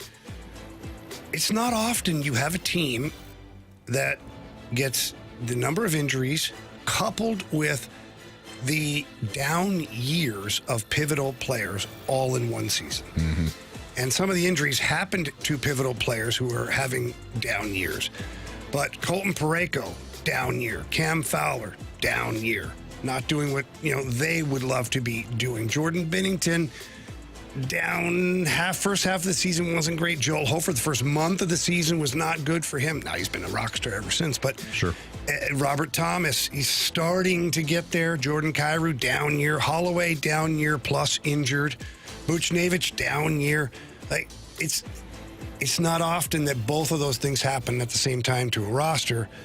So I'm still optimistic that the core that's here now is able to head in the right direction. What that means is, play better moving forward and play better into next season. Sure. I think I fall into the camp of, why are we pinning it on, let's say, 3 guys, Buchnevich, Kyrou, Robert Thomas? Because they all make $8 million. That's fair. But how about the other players on the team? I mean, we look at the last 2 seasons, Saad, Kapanen, Leddy, Texier, Joseph. What do they all have in common? They're all waived. They're all gone. Texier was making over $2 million. Matthew Joseph, almost $3 million. Yeah. Those are the guys that you are putting on this team to win a Stanley Cup? Well, some of those guys players can't win you a Stanley Cup. No, in fairness to front office, it ended up going bad. All of those moves ended up not doing what they were supposed to do. Totally agree with that. They're also supposed to be placeholders. Now, that's expensive. Yeah. It is. And I'm not letting Army off the hook. 2.1 for Texier, 2.9 for Joseph. I can't say I would have went there financially for those contracts, but I understood the move. They're both extremely fast players. Texier's skill level through the roof. Matthew Joseph had won a cup in Tampa. You had some pedigree there. It didn't work. Kapanen, you tried to fill a spot. Verona, you tried to fill. Kevin Hayes, you tried to fill. Didn't work. Now, in fairness to Army, and in fairness to the team, before the season started, well documented, Army said he expected this year to be the worst year of the rebuild. Unfortunately, he thought that wasn't going to be the case, but unfortunately it was the case. So it's tough when you're not willing to go through the full teardown like some of these teams are, like the San Jose's did, the Chicago Blackhawks did. I mean, the Avalanche, before they were good, they were terrible. Worst record ever in the NHL one season, by the way. If you're not willing to do that, you're constantly filling spots with placeholders, trying to get the young guys their reps and keep the core guys going. And you hope that some of these part-time players, we'll call them, pan out. We hope that Texier can be a 15-goal scorer. We hope that Joseph can play third line. We hope that Brandon Saad, we can get the full 4 years out of him. But you didn't. And that's the risk you run. And now, I actually think this is the right spot for them to be in right now. I do too. I don't want Schenn traded. I didn't want. I actually hate that. I'll just be on record. I'll never like it because I love the player and I love the individual. But I think this is where you should have been to begin with this year. Stenberg in there, Lindstein in there, Dvorsky, all of these young guys. So now going into the offseason, Thomas, Kyrou, Buchnevich, these guys all know what they've got surrounding them. And then the Blues now can draft or sign guys accordingly in the offseason to hopefully take that next step. Because they didn't do that this year. They took a step backwards. Sure. It's the Fast Lane on 101 at ESPN. We are off early for the Blues Islanders pregame, which is at 5:30 right here on 101 at ESPN. The puck will drop on the Blues Radio Network at 6:30. So when we come back, what we learned, 3 stars of the day, and actually, we still got some business to take care of here in this segment. We do? Yeah. We got to light that lamp. Do we? And a couple of guys can really shoot the puck. Shoot! I must confess you scored first. Well, who was the first person? Breakaway! Shoot! Score! We got hockey to learn. Are we going to do Light the Lamp, Anthony? Jenny Marcy. Nothing ticks off Marshy more than when I forget light the lamp at the end of a segment. Well, I guess it doesn't really matter. Jamie's already won. Yeah, probably true. Yeah, let's play anyways. All right, yeah. Marsh, do you want to go over the standings? Well, Jamie has a lot of points. He has 27. Carey has 13. I actually picked up 2 points the other night because of Robert Thomas. And Anthony, you have 7. You're no longer tied. Robert Thomas worth 2 points? Oh, he scored twice. He's worth 1 point. I would have snagged 10 points if he would have scored a hat trick. Would have made things a little bit more interesting. Been fun. So I'm back in last, you're saying. I am saying that. Thank you. All right. Give me that Snuggie. Robert Thomas and Snuggie showing some chemistry. Teach me how to Snuggie. Teach me how to Snuggie. Teach me how to Snuggie. Give me Dylan Holloway. That's a good call, too. I was almost doing that, too. I would take goalie goal? Huh? Anyone? I'll take Brayden Schenn, Anthony. Oh, wow. Marsh can't do that. He's fortunately he's playing New York Islander. Oh, damn it! Yeah, you can't take. He is take playing the opposition tonight at Enterprise. Yeah, which is confusing. It's very confusing, yes. But can't take him. Give me the younger version of Brayden Schenn, Jake Neighbors. Wow. It's a lot of. It's heavy lifting, Jake. You know, I thought you were going to do something, Marsh, because you do appreciate a good storyline. Why don't you go ahead and give me Jonathan Drew? Whoa! Yeah. Against his former team. And he's a sniper. And he's like, hey, you're going to trade me? Watch this. It's all about Brayden Schenn, huh? Really? It's about Jay Druin now, baby. Yeah, it is. That's definitely about Schenn tonight, but hopefully Druin scores anyways. Nah, I don't think so. Yeah. Seems like a pretty good guy. Seems like it. We'll be able to tell tonight who won the trade. Oh, right? 100%. Isn't that how it works? It is, yes. Well, Druin already scored a goal. That's true. Up 1-0, baby. Jamie nailed it. All right. When we return, what we learned, 3 stars of the day next on 101 ESPN.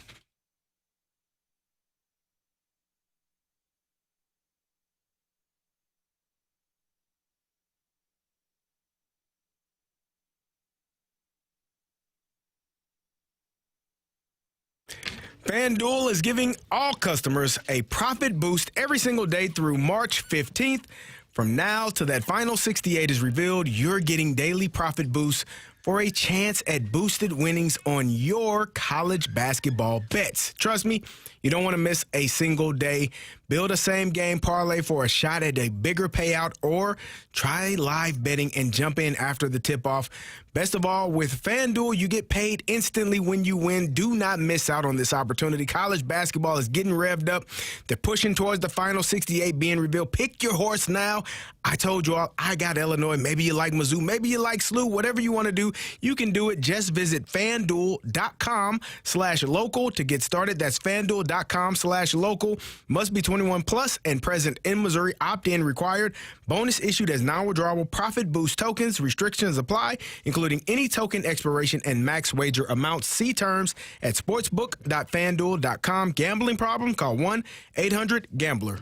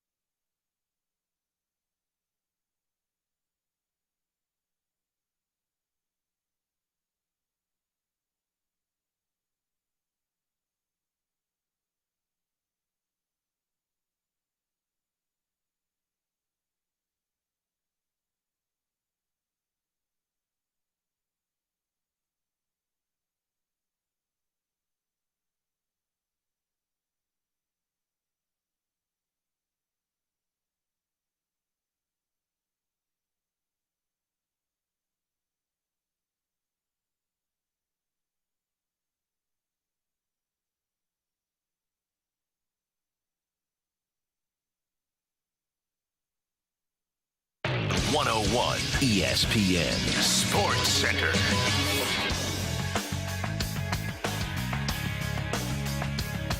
I'm Andrew Marsh. It's time for a Sports Center update brought to you by Universal Windows Direct. The Blues back in action tonight, taking on the New York Islanders. We are off early because Blues pregame starts at 5:30. So in 10 minutes, Alex Ferrario and the crew will talk some Blues hockey, leading you up to tonight's game. Puck drop is at 6:30. If you missed anything from today's show, make sure you go to 101ESPN.com. or check out the free Dobbs Tire and Auto Center's 101 ESPN mobile app. Just head to the podcast page. You'll find all of our shows there, and it's all brought to you by the Schaefer Door Company. I'm Andrew Marsh, and the Sports Center update is brought to you by Universal Windows Direct.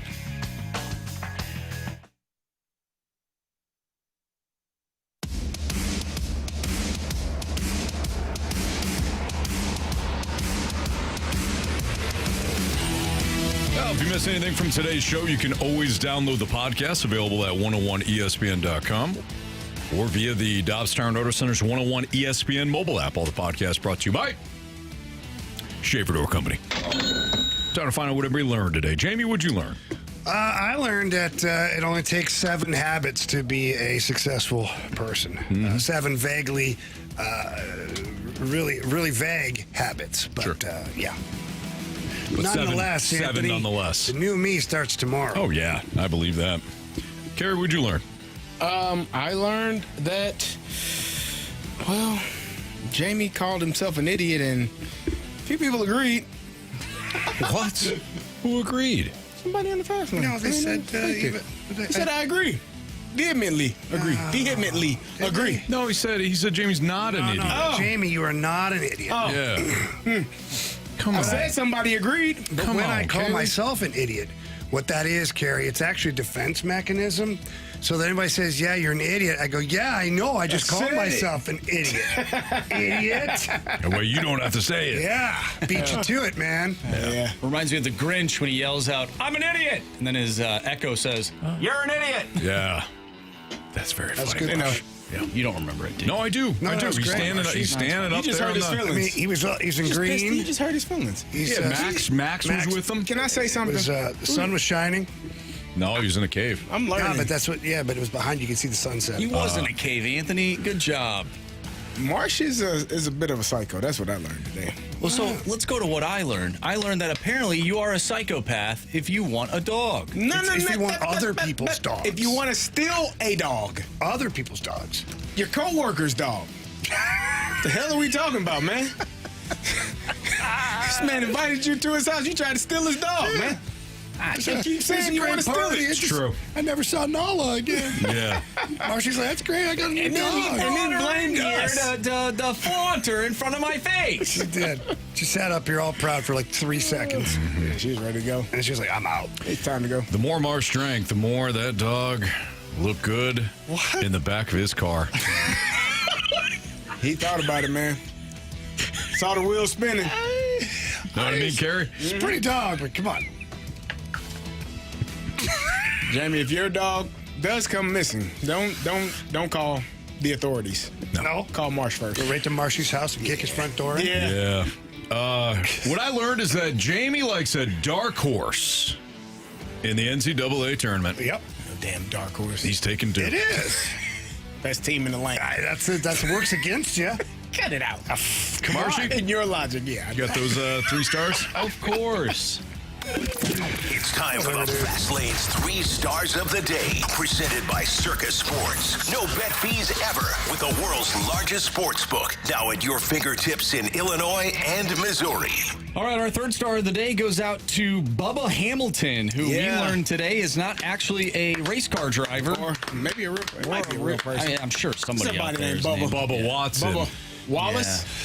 Bubba Wallace Those is the are all driver. people. Bubba Watson is the golfer. Yeah. What was the option? What's this guy? Bubba Hamilton. Who the hell is Bubba Hamilton? Oh, yeah, It's not a real person. It's not? Well, It's funny because all I said was Bubba because I'm like, did they say that name right? He's a baseball player.